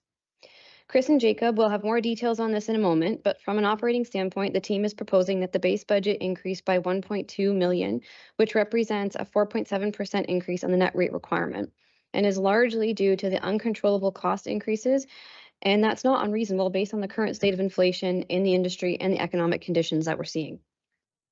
I also wanted to note that in 2024, staff and financial management planning will be initiating a comprehensive rate study to take into consideration the impacts of the interurban water supply system, as well as the significant capital needs on the wastewater side, which will project out rate increases for the next several years, taking both water and wastewater needs into consideration. It is important to consider that we expect rates to increase further in coming years, as was presented to council in our IUWS feasibility report in October. Lastly, I wanted to share with council that Norfolk has participated in the BMA study again this year, and we will be bringing a report forward to share those results with council once the 2023 study has been finalized. At that time, we will highlight a number of municipal comparators with regard to infrastructure costs and the municipal burden on residents. And at this point, I'm pleased to hand things off for the corporate services presentation to Chris Everett and Jacob Graham. Thank you, Amy. And first, I just want to thank Andrew and Stephanie for their presentation. I think seeing what happens in the operational side of what we budget really provides some context as to what our team is presenting here today. The budget before you today is very much a status quo budget without any significant changes to levels of service. The biggest impact affecting the budget is driven by the level of capital investment, as Amy mentioned, and that will be discussed in greater detail by Jacob shortly. So if you can just move the slide.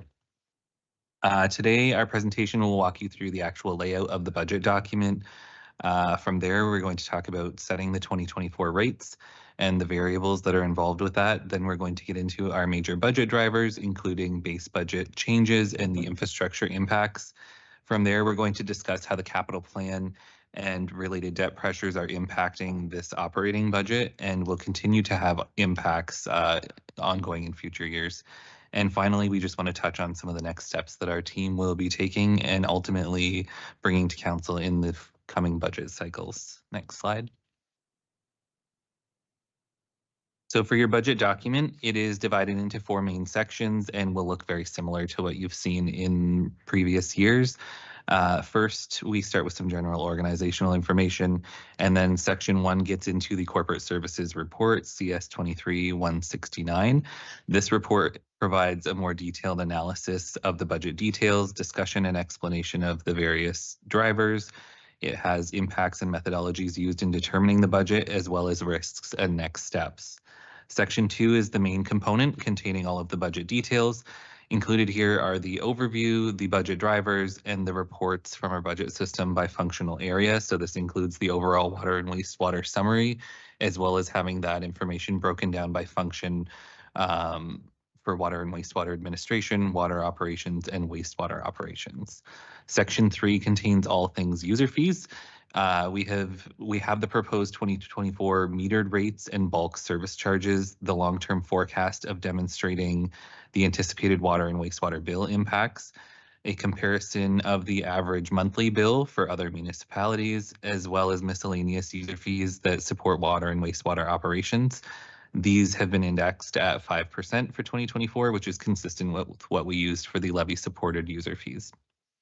Section 4 is our appendices. And first, we have a summary of the active capital projects, which Jacob is also going to talk about in a moment, as well as our reserve and reserve fund forecasts. So next slide.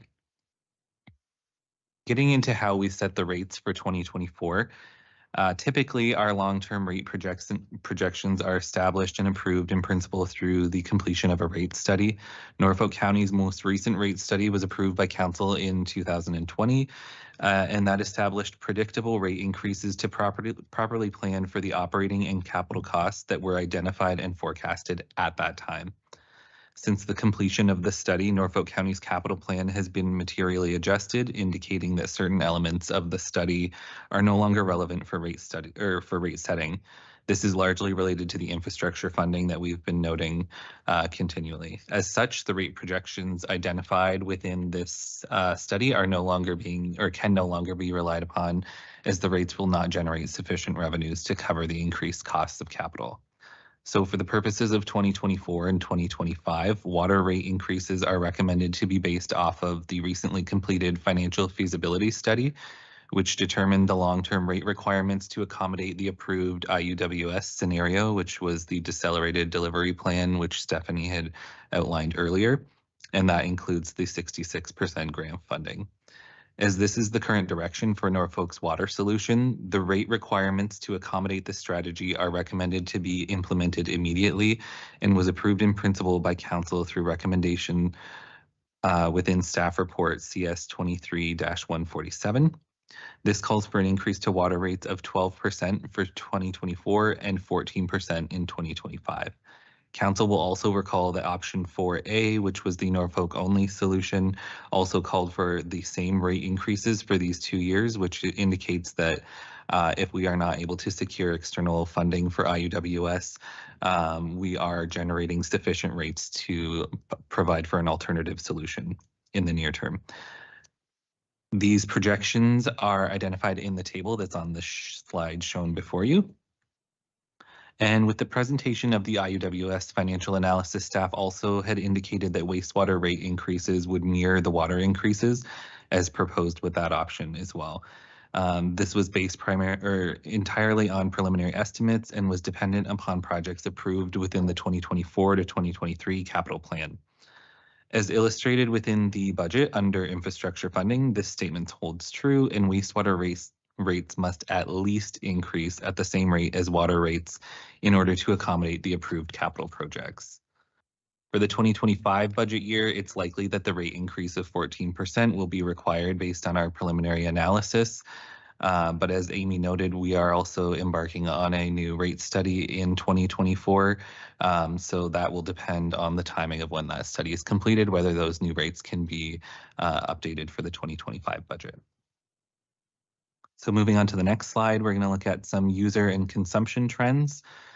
And this is one of the first elements in determining the projected water and wastewater revenues for the next fiscal year.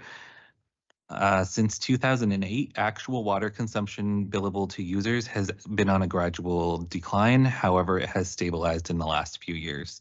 Declining consumption has been the experience of many other municipalities as well, due to some conservation measures introduced by commercial and industrial users, as well as more conscious use of water by residential customers.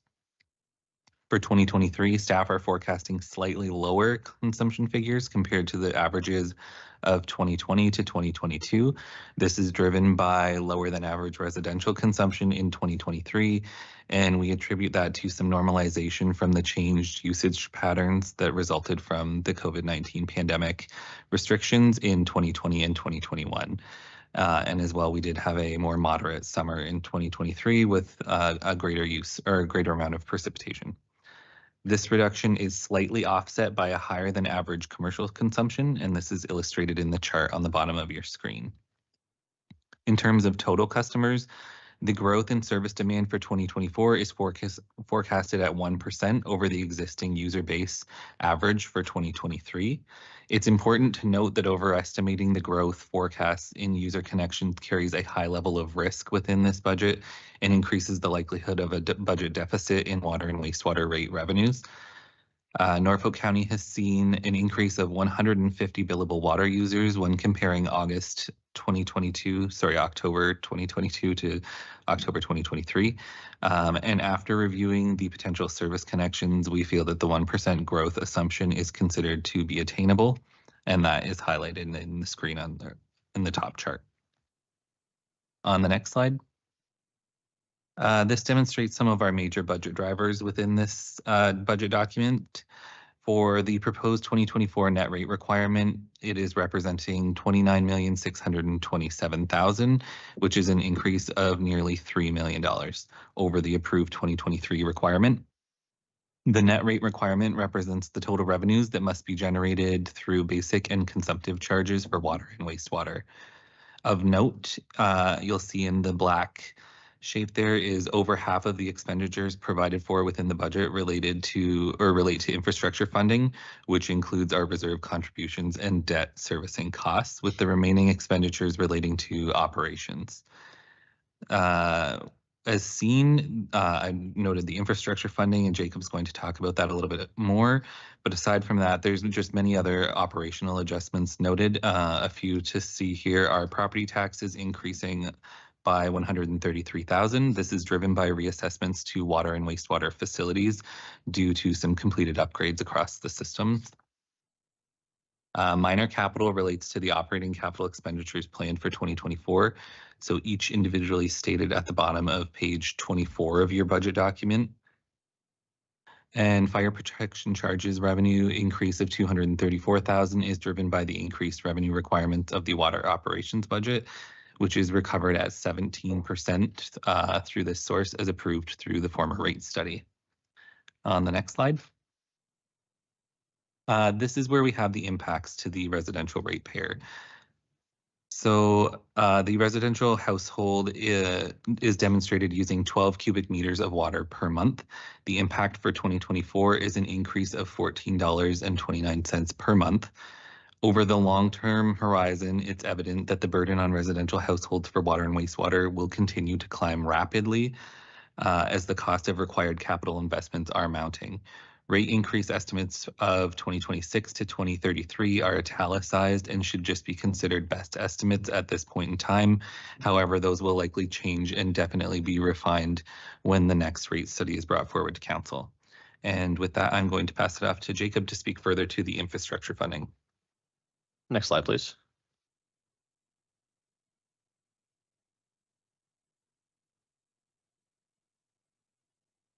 Thanks, Chris. So as Council's aware, the largest component of the 2024 rate supported operating budget is infrastructure funding, reserve contributions, and debt servicing costs. So the first component of infrastructure funding, reserve contributions, for 2024, it's being recommended that we follow the planned contributions identified within the 2020 rate study. We know this is nowhere near sufficient, and as we refine asset management numbers to quantify gaps, we'll also be able to move closer to a net capital financing strategy, which will narrow in a quantifying target rate contributions for the future. The county will, however, have to balance this with the onboarding of debt servicing costs. The top table illustrates the first component of infrastructure funding, which is the contributions to reserves from the 2024 rate supported operating budget. As can be seen, minimal progress is being made overall. The second component of infrastructure funding is debt servicing costs. The county's capital financing and budget principles require that the cost of servicing future debt be carried in respective operating budget in the year that the project is approved. While this has never been an issue in the past, the additional cost of debt financing related to wastewater capital in 2024 is far too significant to be added into an operating budget in 1 year. There is currently a debt servicing shortfall of $1.5 million factored into the 2024 operating budget, which carries an increased level of risk. This means that pending, not issued debt servicing costs approved to be debt financed actually equals $5.8 million, while only 4.2 can be accommodated with a 12% utility rate increase. While this is not optimal, this is currently acceptable because the projects that the debt relates to have a construction period for much longer than 1 year, allowing that the remainder of the debt servicing costs to be factored into future year rate increases before the debt's actually issued. So to close this shortfall, increases to the wastewater rate in excess of 20% would have been required for 2024. So we, as finance, we've reviewed interest rate projections, the future outlook for wastewater capital, and are confident that next year's rate increase should be sufficient to accommodate this shortfall. So the net change in infrastructure funding was approved by Council within the capital plan presentation, and there has been no changes in those numbers. Next slide, please. So included within the appendix section of the capital budget document, the first item there, is an appendix for the proposed 2024 capital budgets that were approved in 2024 and in prior years. This is further summarized in the table on the screen. As illustrated, the approved capital budget includes a total allocation of $157 million for water and wastewater related capital projects, 79% being funded through debt, $124 million. Since current reserves are far from sufficient to accommodate the planned capital expenditures, Norfolk County will be challenged with a dangerous level of borrowing unless significant support is received from senior levels of government. And just to note, this is excluding IEWS construction, because none of that has hit the approval year. To compare that to what it looks like on the levy, less than 8% is currently set to be debt financed. Next slide, please. So to truly put the debt burden into perspective, we've drawn some comparisons between the levy and the rate budget. On the slide in front of you, we built a table comparing the debt servicing costs being carried in the 2024 rate and levy supported operating budgets. Using this number, there are two alarming metrics that truly show the magnitude of challenges to the rate budget we'll face moving forward. The percentage of total expenditure column illustrates how much of the total gross expenditures for each respective budget relates to the cost of servicing the debt.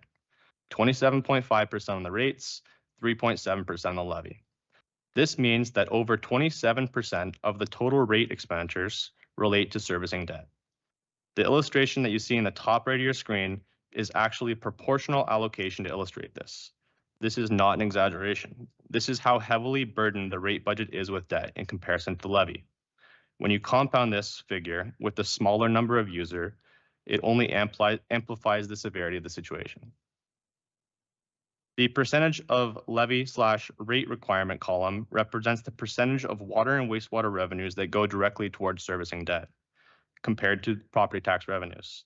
35.9% of the county water and wastewater revenues countywide will go to servicing debt, considering only the projects that are currently approved, comparing to 7.3% on the levy. And just to reiterate, Norfolk County's capital outlook continues to progress, and projects that will eventually hit the approval year will only compound this metric. Next slide, please. So with the next steps, as soon as we know exactly what our water plan is moving forward, we will be launching the next rate study that will likely be in front of council in 2025. It's at this point in time where we will have the ability to complete a comprehensive overview and reestablish principles for rate budget philosophy and revenue generation. There's a couple items that we will look at in detail. We want to look at the review of miscellaneous revenues, leachate charges, bulk water rates, maybe a transition to the blended rates for waste disposal. Adequate meter sizing. As Norfolk County's housing stock is going to be changing and look very different as we have more intensified development, we need to make sure we're equitably charging for larger meter sizes. And lastly, fire protection charges. We've heard council's concerns surrounding fire protection charges, and we'll look to have this as a focal point in the next rate study. So if there is a push to adjust the current philosophy, we can develop a plan to do so. These changes are not something we would recommend to take at any other point other than a rate study. To eliminate the fire protection charges this year, we would require an increase to the water rates of approximately 29%. Lastly, we're probably starting to sound like a broken record here, but it needs to be reiterated once more. The level of capital investment for water and wastewater can't be accommodated without the support from higher levels of government. Norfolk County's water rates are already set to become some of the most expensive across the province, and these capital investments are only going to continue to drive this higher. So finance plans to bring back a comprehensive report for council, highlighting all possible rate mitigation strategies that can be adopted with the overarching objective of reducing the rate burden on our residents and minimizing debt requirements. Next slide, please. So thank you. That wraps up the presentation that we have for council today. Chris, Amy, and myself are available to answer any questions that pertain to the finance section, and Andrew and his team are there to support that for the operations. And with that, I'll hand it back to the chair. Thank you very much, staff. We'll open it up for questions from Budget Committee through to staff. Councillor Barry. Thanks, Mayor. Through to Andrew. I wanted to go back just a bit to the water leak in Port Rowan there. You said we've gone from 36 to 25%, which is significant. I'm wondering, what is the amount that it should be at? Or not should be, I mean, really, obviously, 0 would be ideal. But what is the reasonable target here? And then what is an excellent target? So through the chair, yes, we have made significant improvements down to 25%. Ideally, we'd like that to get to industry standards, which is in the 12 to 15% range. Although 0 is a great stretch goal, there is always leaks in a system. So 12 to 15 is industry standard. If we can get anything to 10 and below, I would say that is like a very highly functional system. So that's kind of what we're using as our target. Councillor Duthie, then Michelle. Thanks, Madam Chair, and through you, I actually just wanted to pick up on a similar topic to Councillor Berry. So this is directed to Mr. Grice. I think, if I recall correctly, Port Rowan and Port Dover were also very high in terms of leak detection. Have we made any headway in working in Port Dover? So through the chair, no, we have not made much headway on the Port Dover front. We really put all of our eggs in one basket in Port Rowan for year 1, but that is on our work plan for 2024. So we will be using a different type of technology in Port Rowan for plastic water mains, but we will take that Guterman technology to Port Dover, and that'll be our next area of attack, because you were correct, it is the second highest we have from a water loss perspective, and I'm drawing a blank on what the exact number is now, but it is definitely above industry standards, so that is our next focus area. Councillor Michelle. Thank you, Madam Mayor. Through you to staff, first Andrew and Stephanie, very nice report on this EIS portion of our presentation this morning. And I guess my colleagues are also following up and preceding me on these questions about the leak detection. With respect to Port Rowan specifically, I think, Andrew, you mentioned that leak detection on plastic pipes is a bit more difficult, correct? And but that's going to be the focus of our leak detection program for 2024. Do you anticipate, and I know we want to get down to that ideal rate of, 12.5 or 15% of leak. And maybe I'll just mention anecdotally right now that I think our efforts to date have been very successful. There was a period of time, even a year ago, where I was constantly being told that, the grass and the roadsides are bubbling up with water around Port Rowan. So I think things are, I'll knock on wood hard when I say this. I haven't had too many reports of that lately. But do you anticipate that leak detection of the plastic pipe would be complete during 2024? So through the chair, I hope so.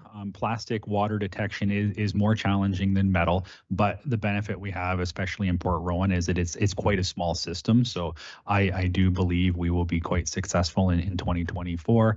Hopefully that will reduce our water loss down even further. But this is also an ongoing exercise. This isn't just something we go out, we do, we correct, and then we walk away because new leaks form. So we will be continuing to do this kind of year after year, because we may get down to 12%, but it starts to climb back up. So you have to stay on top of it. But yeah, 2024, I think we'll do a pretty good job in Port Rowan anyway on the plastic side. Thank you, Andrew. Councillor Breton. Thank you, Mayor Martin. I have questions on finance too, but we just do. I have. No, I want to talk to Andrew first, though. Andrew, you mentioned combined sewers in Dover, and I know in the past there was a lot of problems with that. Have they been corrected, or is there still maybe stuff we don't know about? So through the chair, our Port Dover wastewater system on paper is a completely separated sewer system.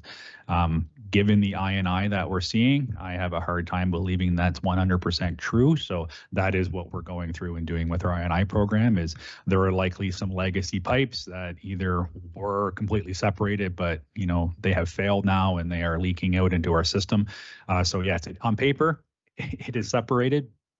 But it can't be if we're seeing numbers like this. There's just no way. So is it sufficient to say that it's there might be some areas that are still working on a combined system? You got the doubts. I can see that way you're talking, but I like that's significant if they haven't been correct. Like some of the work you've done down there in the past years, say with reconstruction, have you found those issues? So through the chair in the last, in recent construction years, no, we have not. And Really? The other major contributor, and I don't want to speculate too much because this will come out of our 2024 work, but we think we have a lot of sump pumps that are connected to our sanitary system. So as, during wet weather events, as groundwater starts to rise, people's sump pumps kick on, those should be discharging to the road allowance or outside into their grass where they filter down into our storm system. We're pretty certain there's a large percentage that are connected, and that likely represents a pretty significant volume of I&I as well. And the good news is those are very easy to correct. I mean, you have to work with the homeowner and make sure they're aware of our bylaws and help them out to get their systems functioning properly. But those are really quick wins. Finding things underground are far more expensive to fix.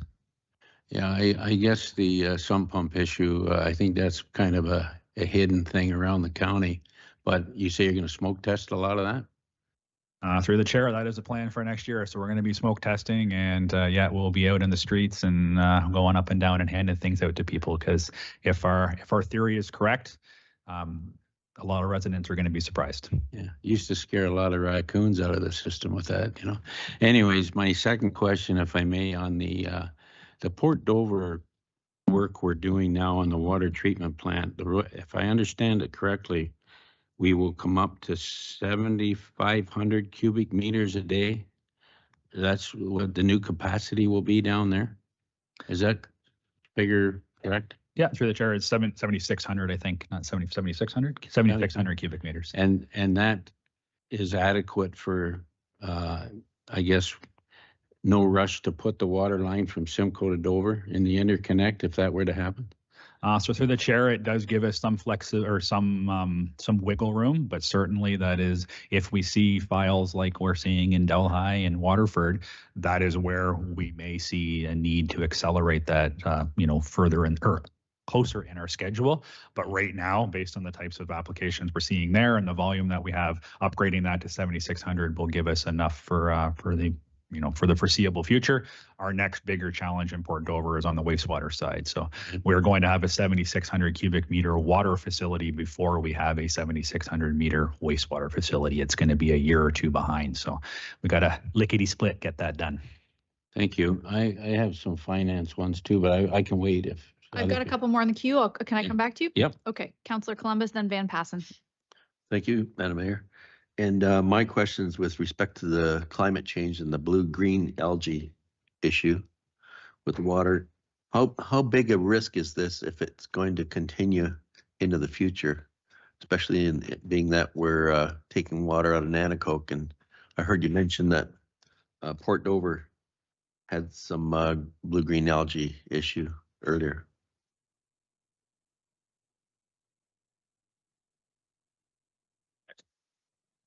Through the chair, Councillor Columbus. So the Nanticoke water treatment plants, they do have a significantly deeper intake there, and it is farther out into Lake Erie. So their chance of the microsystems from the blue-green algae is significantly less than what we were seeing in Port Rowan and Port Dover. Port Rowan, we draw out of the inner bay, very shallow. We are able to take it out with our treatment equipment that we have in the treatment plant right now.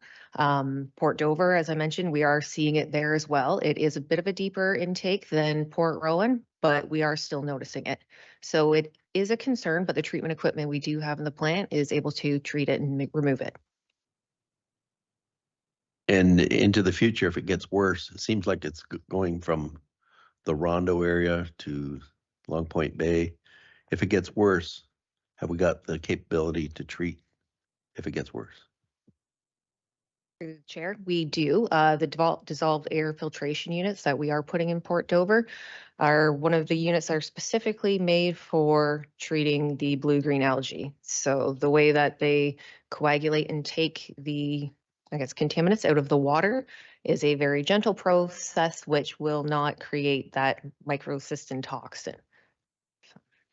Councillor Van Passen. Thanks, Madam Mayor. Just want to make sure I got my head straight about all these numbers that you've been throwing out. But historically, we've been treating 1/3 more water than what we've been billing with. Historically, we're treating at the sewage plants twice as much water as what we put in there. And historically, we haven't been setting aside money for capital upgrades. But in the last year or two, you've got a handle on at least the first two problems, and part of the budget is to deal with the third today, the get more money in there for these capital upgrades. So I guess the question is, we can look at this increase, but maybe we weren't charging enough in the past, and that's part of the increase. It is going to be tough in a couple of years, but part of the increase is that we were undercharging historically. Is that totally out of line, or is that just simple thinking? Through the chair, so maybe following up on your cheery comments. No, it's not completely incorrect. And Steph didn't get into the details on that second slide she presented, which showed specifically our wastewater, those stats. So when that slide was in front of you last year, I think our wastewater asset value, without having our asset management plan done, was in the area of $350 million. It's now $760 million. So when we're looking at how we budget and putting aside a certain percentage of dollars every year to invest in our wastewater system, we were investing in a overall asset value that was significantly lower than what we should have been doing. I think historically, before this year in our 10-year plan, we had about $30 million dedicated to wastewater infrastructure. As a percentage of our assets, that is really, really low. So I think we were underinvesting in the past, and now we're kind of doing some catch-up work on that front. Councillor Duthie. Thanks, Madam Mayor. And through you, I actually just wanted to pick up because I had a sort of similar comment to Councillor Columbus. So regarding the blue-green algae, did you say And my apologies, I think this is probably for Steph. Do we have DAF units in Port Dover now that are capable of treating that? And so are they operational in the event that, you know, we're seeing this happen, so we're dealing with it? Through the chair. So the DAF units that are there right now are not currently in operation. They're the ones that are being retrofitted, sorry, to add the filtration units to them. So we do have membrane cartridge filtration there right now, and that is more than sufficient to remove the blue-green algae, the microcystins. Perfect, thank you. And then I just wanted to maybe ask a little bit about, in the slide referencing I&I, I think, Andrew, if I remember correctly, you categorized them in different colors and, you know, red was bad. And we have one that is, I want to say it's FM01 that's at 0.48 or something. So it's almost in the very bad. Can you maybe shed some light on why that may be and where it is and any further comments? Through the chair, so that is something that will come out of our 2024 work plan as we get further into the sewer shed. So as through Councillor Brunton's questions, we do have a hunch that we think there is probably a lot of sump pumps connected to our system, but really a lot of challenges you find is with industry construction. You know, our presence on site during development files, you know, we're behind a computer a lot of times approving applications and working on paper and not as spending as much time in the field as we'd like to.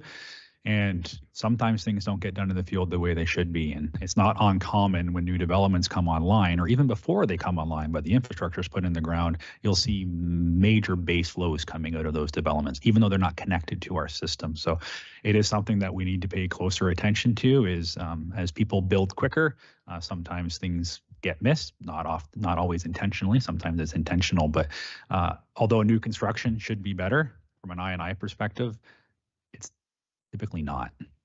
So we need to focus a little bit more effort there. And that's why we're seeing in Port Dover in particular, that kind of one catchment that has a lot of new builds that is really high I&I for a new system. Councillor Brunton. Thank you, Madam Mayor. I guess I'm not sure where, maybe if finance report we received, I'm not sure which one the staff want to answer, but could you go back to your slide about the debt financing, about $10 million, I think it is. Could you bring that slide back up?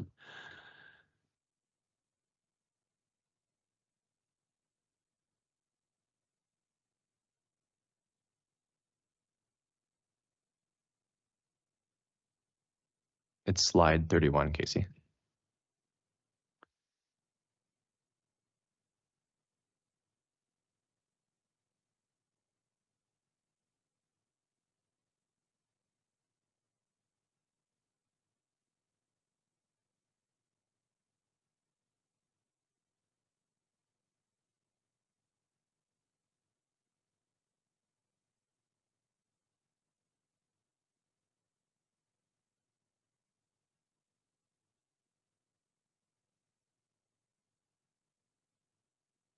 I have.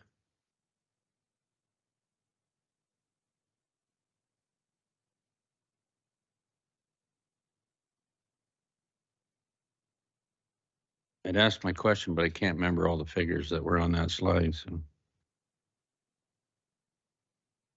Well, on this? Oh, I'm see. Okay, thank you. Thank you.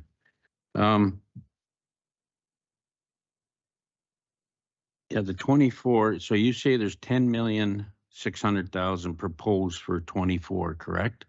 And I guess my concern is I understood there a week or so ago we were dealing with some budgets that there's a lot of debt in 23 that hasn't been issued yet.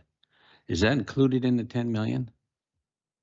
Through the chair, that's correct. That 10,000,006 includes any approved, issued, and yet to be issued debt servicing costs. That's how much we can accommodate within our 12% rate increase. Okay, and my question, do you have any idea what rate that would be? Like, I know what things look like right now, and you know, if you watch the economy, I guess I don't know if things are going to get better for a while, so. Through the chair, we actually just had an issuance last week. 4.95 is what we secured. These projects here that we're talking about, the Port Dover and the wastewater treatment plant upgrades, take the lion's share of that value. And we don't issue a debt until the project's complete. So we're talking about an issuance 18 months away in the future. So those issuances won't take place into the current interest rate environment. We're probably looking at 18 months, 24 months away potentially before we actually issue the debt. So I would say, in my opinion, the rate would be lower. We're hoping for right now. We're also hoping that there's some low interest opportunities coming from higher levels of government that help municipalities with securing financing for these scaled projects. So your crystal ball shows a reduction in the interest rates, then, eh? That's correct. Any other questions? I have a couple. Okay, over to Steph and Andrew. So earlier in the presentation, and Councillor Huffman, let me know if I've missed you, apologize.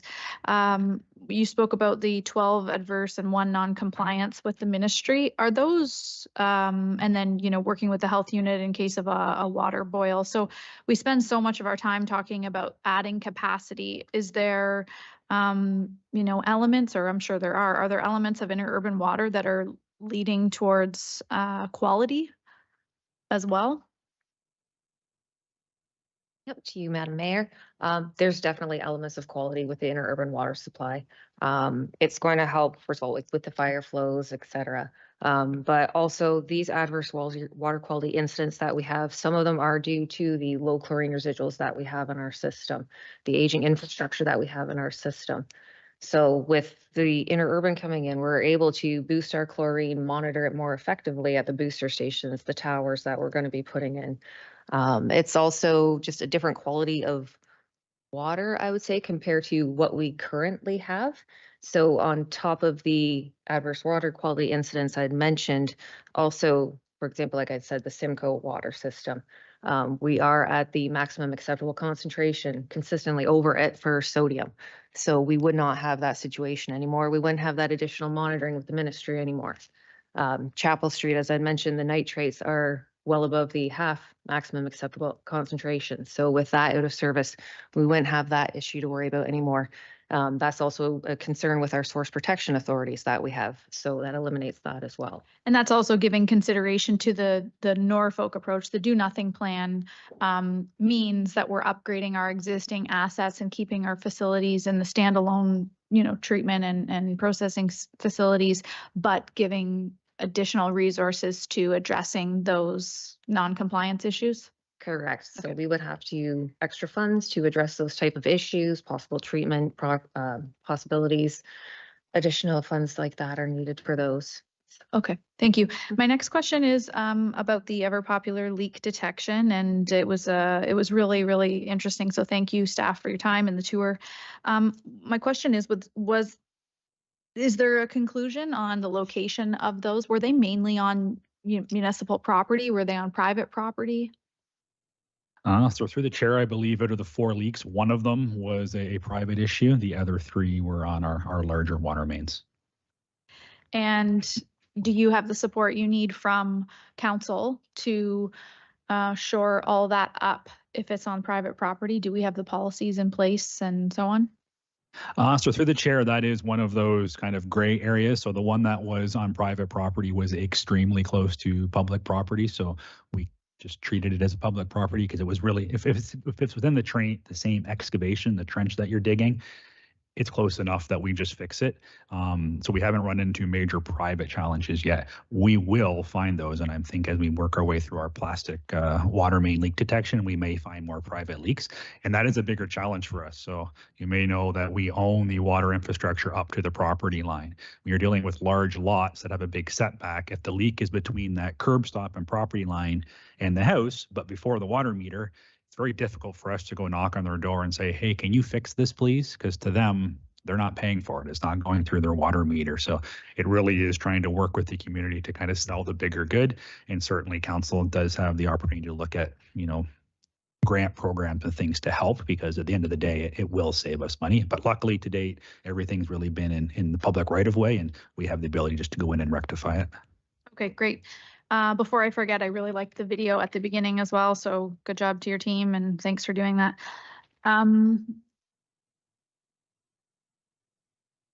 I think that's all for you guys, and I'll jump over to finance. So I just would like to confirm in 2024, the plan is to then take on a new rate study because, former term of council set out what we, a predictable rate increase, what we believed would be laid out over the next several years. But what I'm hearing from you is those numbers aren't reliable anymore.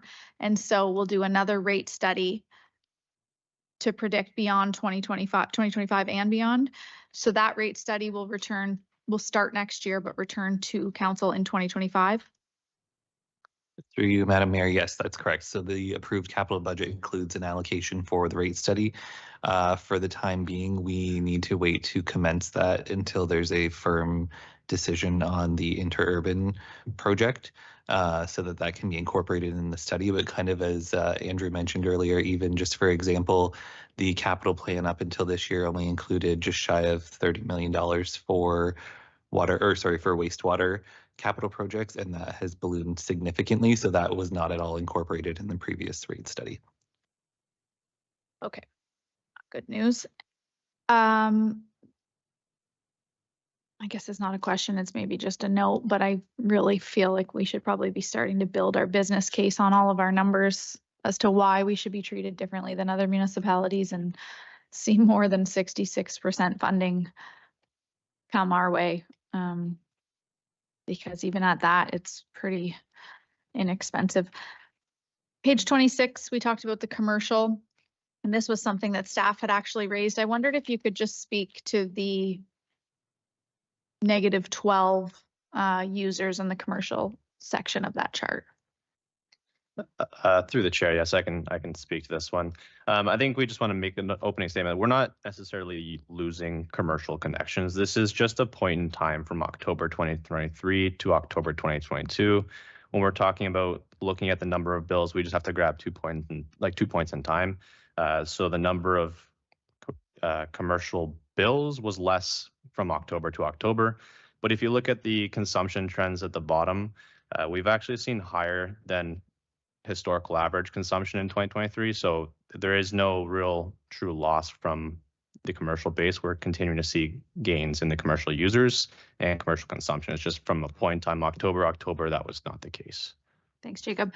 One of the other things I wanted to raise, I found interesting, was the 133,300 in property taxes. And you did speak on it, but for budget committee information. So we're spending off the rate budget $133,000 to pay property taxes on our water-owned facilities. Staff does have the ability through the Municipal Act, it's not easy to designate those as the municipal assets and then not need to pay the property taxes on them, but that results in a change on the levy.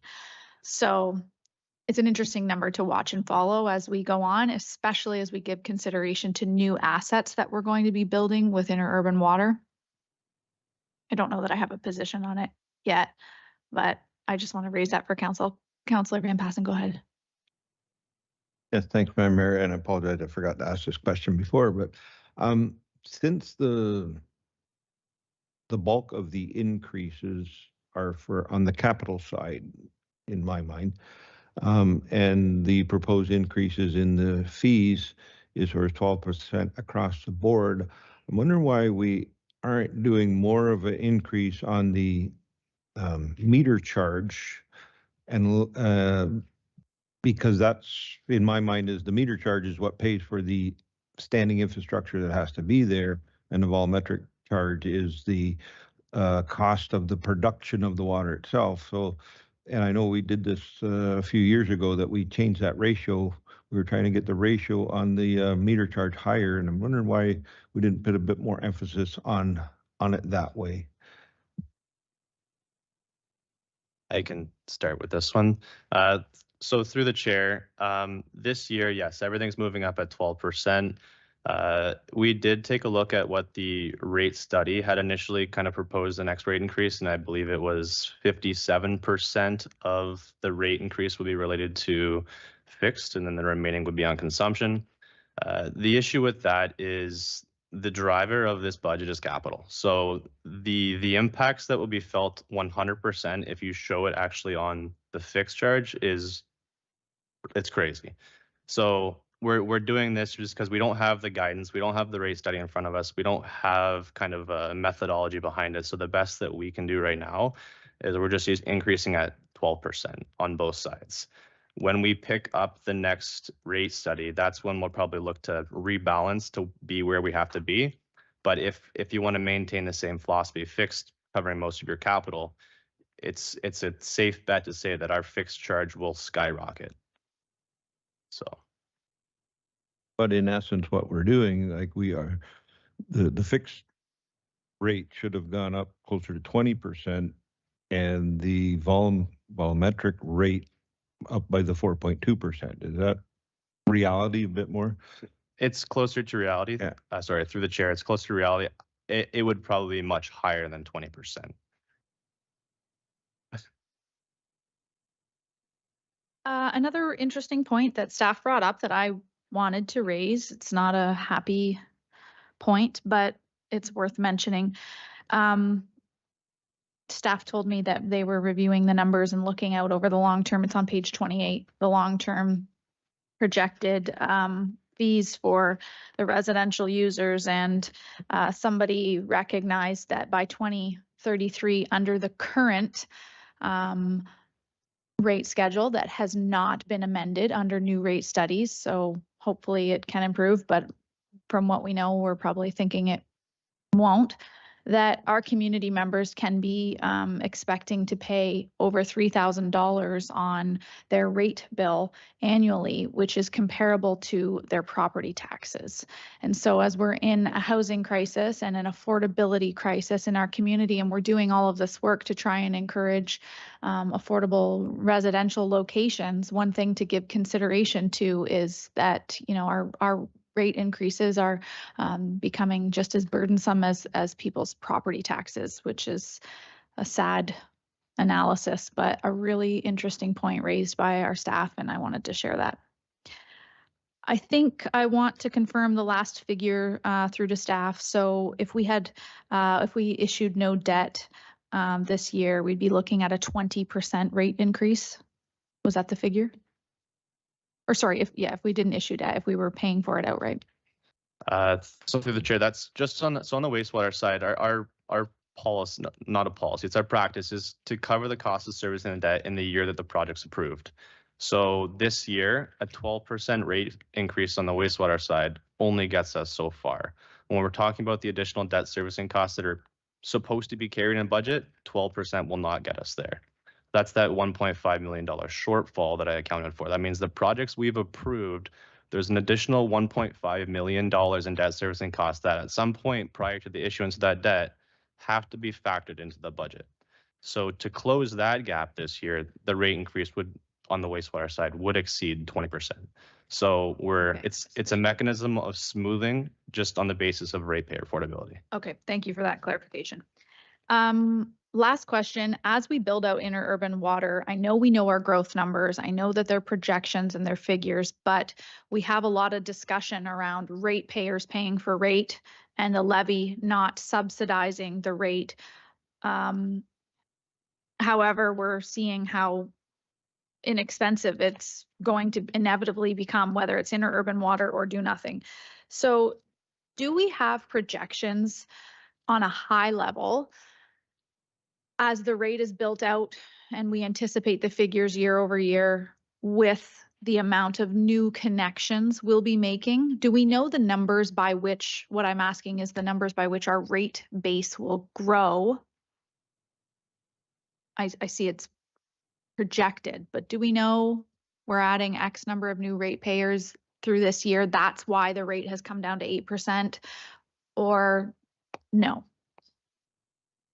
So through the chair, through the IUWS feasibility study, we had used the information from Watson that was grabbed in the growth study and projected that all new growth coming to Norfolk, or almost all new growth, would be ratepayers. So that has driven the rates down.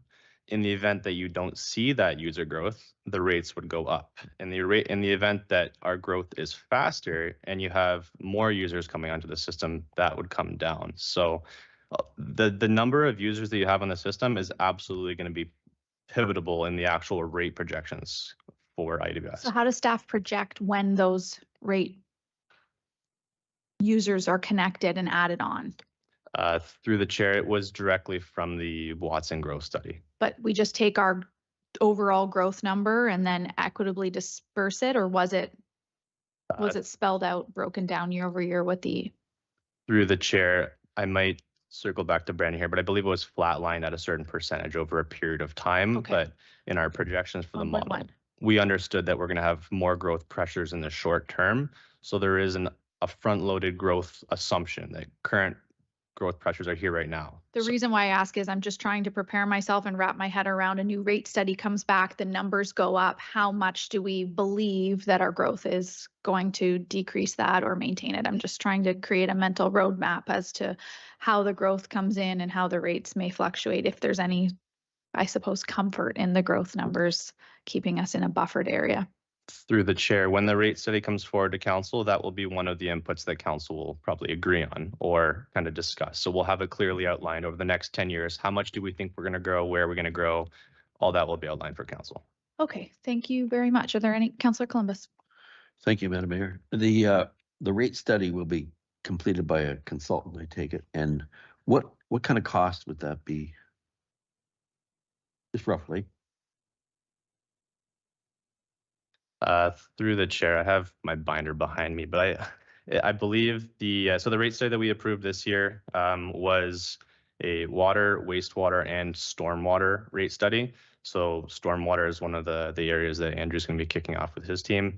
$110,000 is the number in total. So I think it's about $70,000 related to the water, wastewater component. Thank you. And on page 12 of our binder, with reduction of net rate requirement, major budget drivers, where do we find the Earth Solutions billing in that chart? What would it be under, or is it there? Sorry, through the chair, are we talking about the Earth billing solutions? Right. Through the chair, we can provide the net increase to that line just by email, but it's not significant enough to make the budget drivers list. It wasn't one of the main budget drivers. So okay, I was looking for it, so thank you. Any other questions? Okay, well then we can switch over to the budget binder. Let me check my notes and see if that's what we should be doing.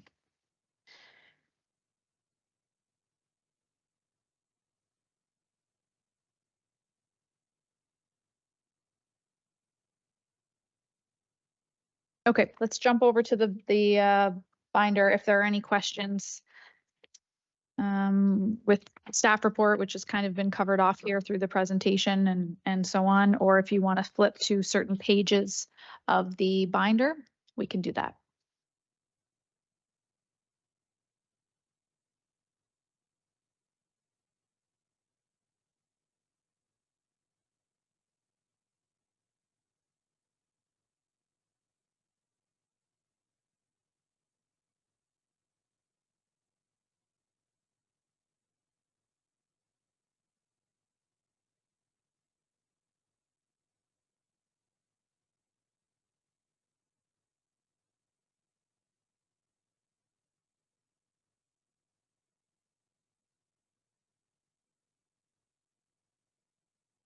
Can probably open it up and you can address any, it's not as big as the capital. So if you want to jump around, you're more than welcome to. Councillor Breton, go ahead. Oh, sorry. Thank you, Madam Mayor. I'll start. I'm on page 12 and I see we're picking on our poor rural people again here. I'm going to use that expression. Increase in fire protection. Is that a negative figure I'm reading there? 234,000? It's bracketed as I assume. Reason I say that on the chart on the page 11, it shows the fire protection recovery 8% at 2.6 million. And I think last year's was 2.4 million. So how do you come up with a negative? Through the chair, so Page 12 is trying to pull together a summary of the impact to the net rate requirement. Fire protection charges being a revenue to the rate budget represents as burden coming off of the rate budget. That's why it's shown as a revenue is being negative there, $234,000. Good. So it does increase by 200,000 though. Thank you. Thank you. Other questions?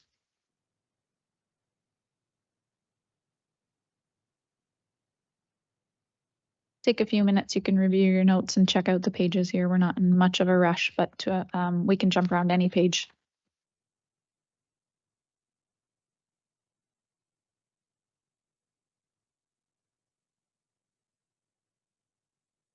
Actually, I thought of one more question I forgot to ask while we're reviewing to Andrew and Steph. The restructuring, you made a couple points about creating opportunities for our staff. So we have the same staffing complement currently?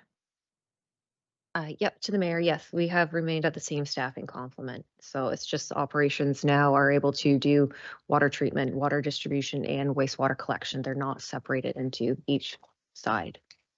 Okay, thank you. Maybe just to add on that, because I think this is a pretty important thing for me, is we've changed that east-west central, but we've also created a new layer in our organization, and this was a gap that we had in the past. And I noticed it when we were recruiting, when Steph moved into her role and I was recruiting for a manager, we were really trying to hire a manager, and our feeder pool was our operators. And while that is great, they don't have a lot of leadership experience working with budgets, working with staff. So it was a real challenge for them to make that leap.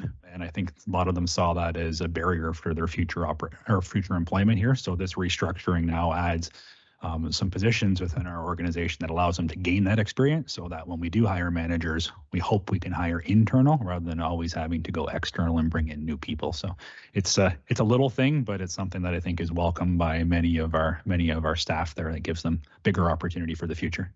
That's great. Thanks.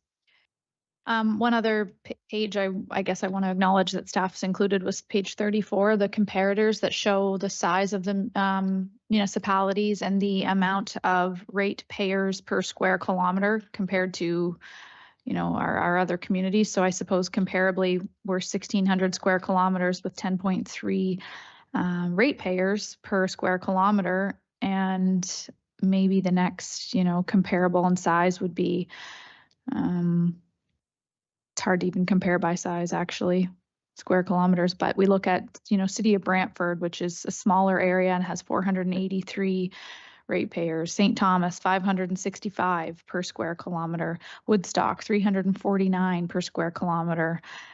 Guelph, not really comparable, but 503 per square kilometer, and we're sitting at 10.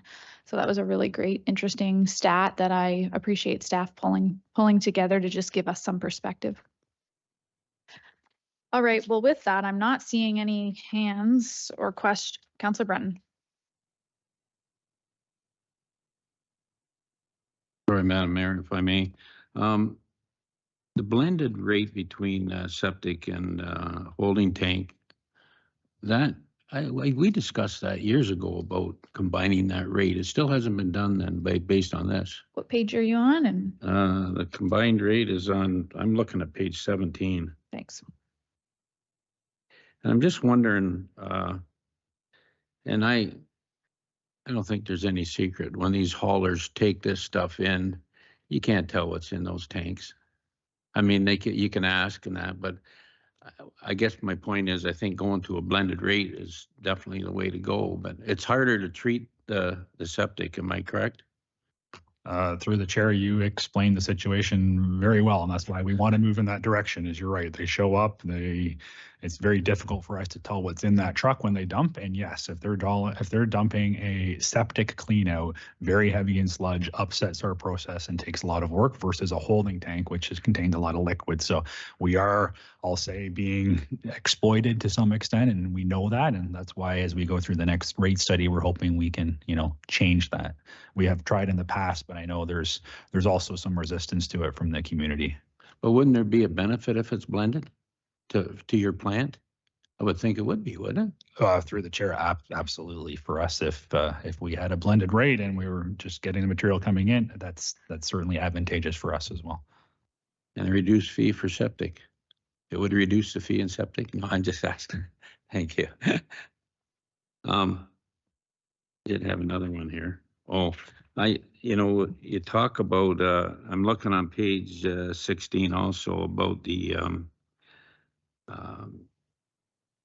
monthly rates, like for the different size services. And I'm just going to comment that years ago I sat in this room and we had some very unhappy major users of water when we had increased the rate that weren't very happy with our increases back then. And I mean, I don't know what they've been like the last few years in terms of if there's been much feedback, but I won't mention the major users, but there are some in the community, and I'm sure it won't rest too easy when they see a 12% increase. So just a comment. Yeah, certainly through the chair, you are right. I mean, it's not a linear progression when you go up a meter size, and that is something I think is worth pointing out here.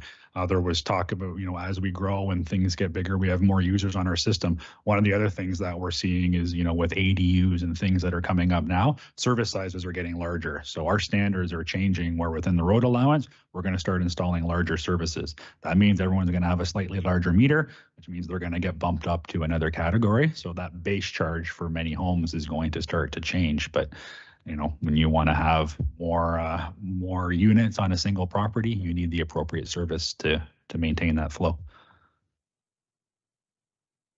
Okay, I'm not seeing any further hands, so we do have a staff recommendation before us. Is there a mover and a seconder? Moved by Councillor Duthie. Page 7, Councillor Van Passen. Can we maybe put that up on the screens for everyone?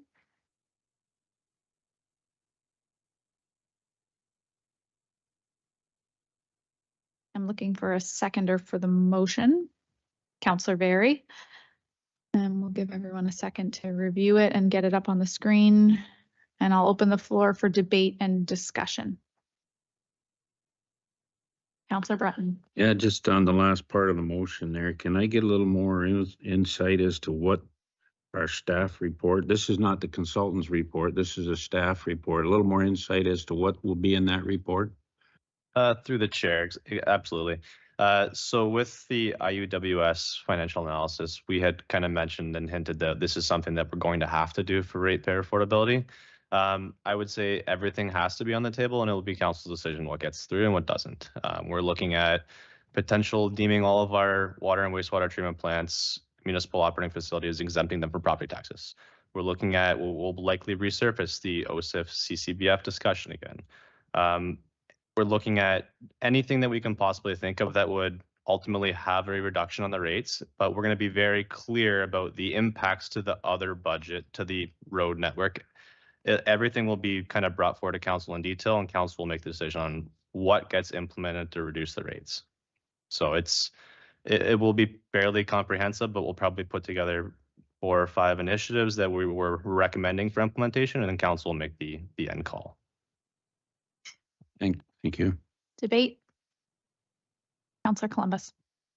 I've got a question. 14 or 12% or $14 and change per month is a significant amount of money. And I just wonder if how it's going to impact recipients on social services that perhaps are renters. Any thoughts on that? Like, is there some kind of a provincial government subsidy they can get? Because that when it adds up for a year, that's quite a large volume of dollars. Thank you, Madam Mayor. Through you to Councillor Columbus.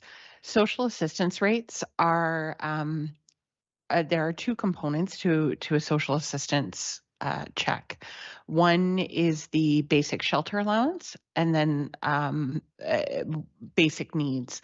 So, and both of those are capped. So as the shelter portion of a person's monthly expenses increases, the benefit limit only increases to the maximum level. So if someone is paying more for rent and utilities than is the shelter component of their monthly social assistance check, be it Ontario Works or the Ontario Disability Support Program, then they have to pull from their basic needs part of their check in order to pay their shelter. So that's where, you know, if their shelter portion was below the max, then they would have their max basic needs for things like groceries, clothing, transportation. But if they have to pull from that to pay their shelter costs, then that decreases the amount that's available to them to meet their basic needs. What we are seeing more and more is that a social assistance check in total does not cover shelter costs in a private market rent situation. So how do you fix it? So, Madam Mayor, through you to Councillor Columbus, that's where we have discussions about creative solutions to build more affordable housing. The Social Services and Housing Department does have housing allowance and rent supplement programs that are funded through the province, but those budgets are capped as well. So we often have wait lists for those programs. So we work with our staff in social services and housing, work with people to come up with whatever creative solutions they have. But we know that we have more people waiting for affordable housing than the stock that we have available. Thank you. Debate on the motion. Councillor Brunton. Well, I don't know if it's debate, but could I ask our county manager a question?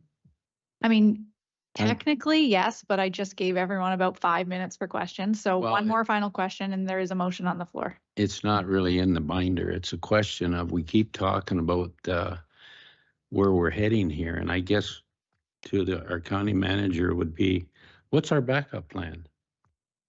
We keep talking about this 66% financing, but I listened to our federal finance minister yesterday. It certainly didn't entice me to think that things were rosy. And you said that at the start of our meeting today. So as far, I don't agree with option 4 way back where you said that it's going to be more expensive. I won't get into that argument today, but I don't believe it is the only way to do nothing. But that's my question to you. What is our backup? Through Madam Mayor, I mean, the way I would say is our backup is the following: that if federal provincial funding doesn't materialize to help us subsidize the cost of these ambitious capital plans, we will be back in front of council, and the decision we'll have is, if we need to spend more than what's coming in, we either need to stop spending in other areas or we need to bring in additional revenues to pay for the difference. Debt limits, you're hearing, we're approaching our max capacity. That's something that council can elect to change as well. Our internal policy is less than what the provincial policy is. That's an option that council will have. It's not something that staff would recommend, but that's another option council will have. But when we say the do nothing option, we can't do nothing.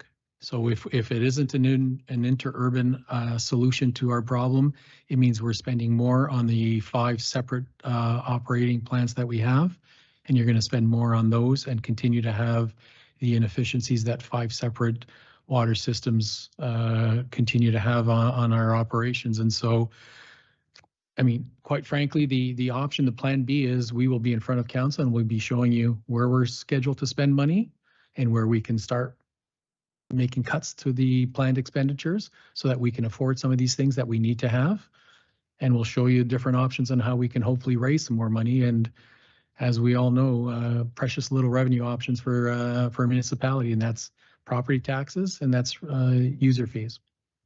So just my last question would be, like, do you have a time frame, like when we would decide to pull the plug on this thing? So through you, Madam Mayor, as we talked about when we were talking about interurban, The plan is for us to try to get 66% funding for phase one, but it isn't an indefinite stop. We're not going to wait for 2 years, 3 years to see if we get it. If we don't get some sort of commitment, likely before the end of summer of 2024, we will be in front of council and say, here's what we've got to do.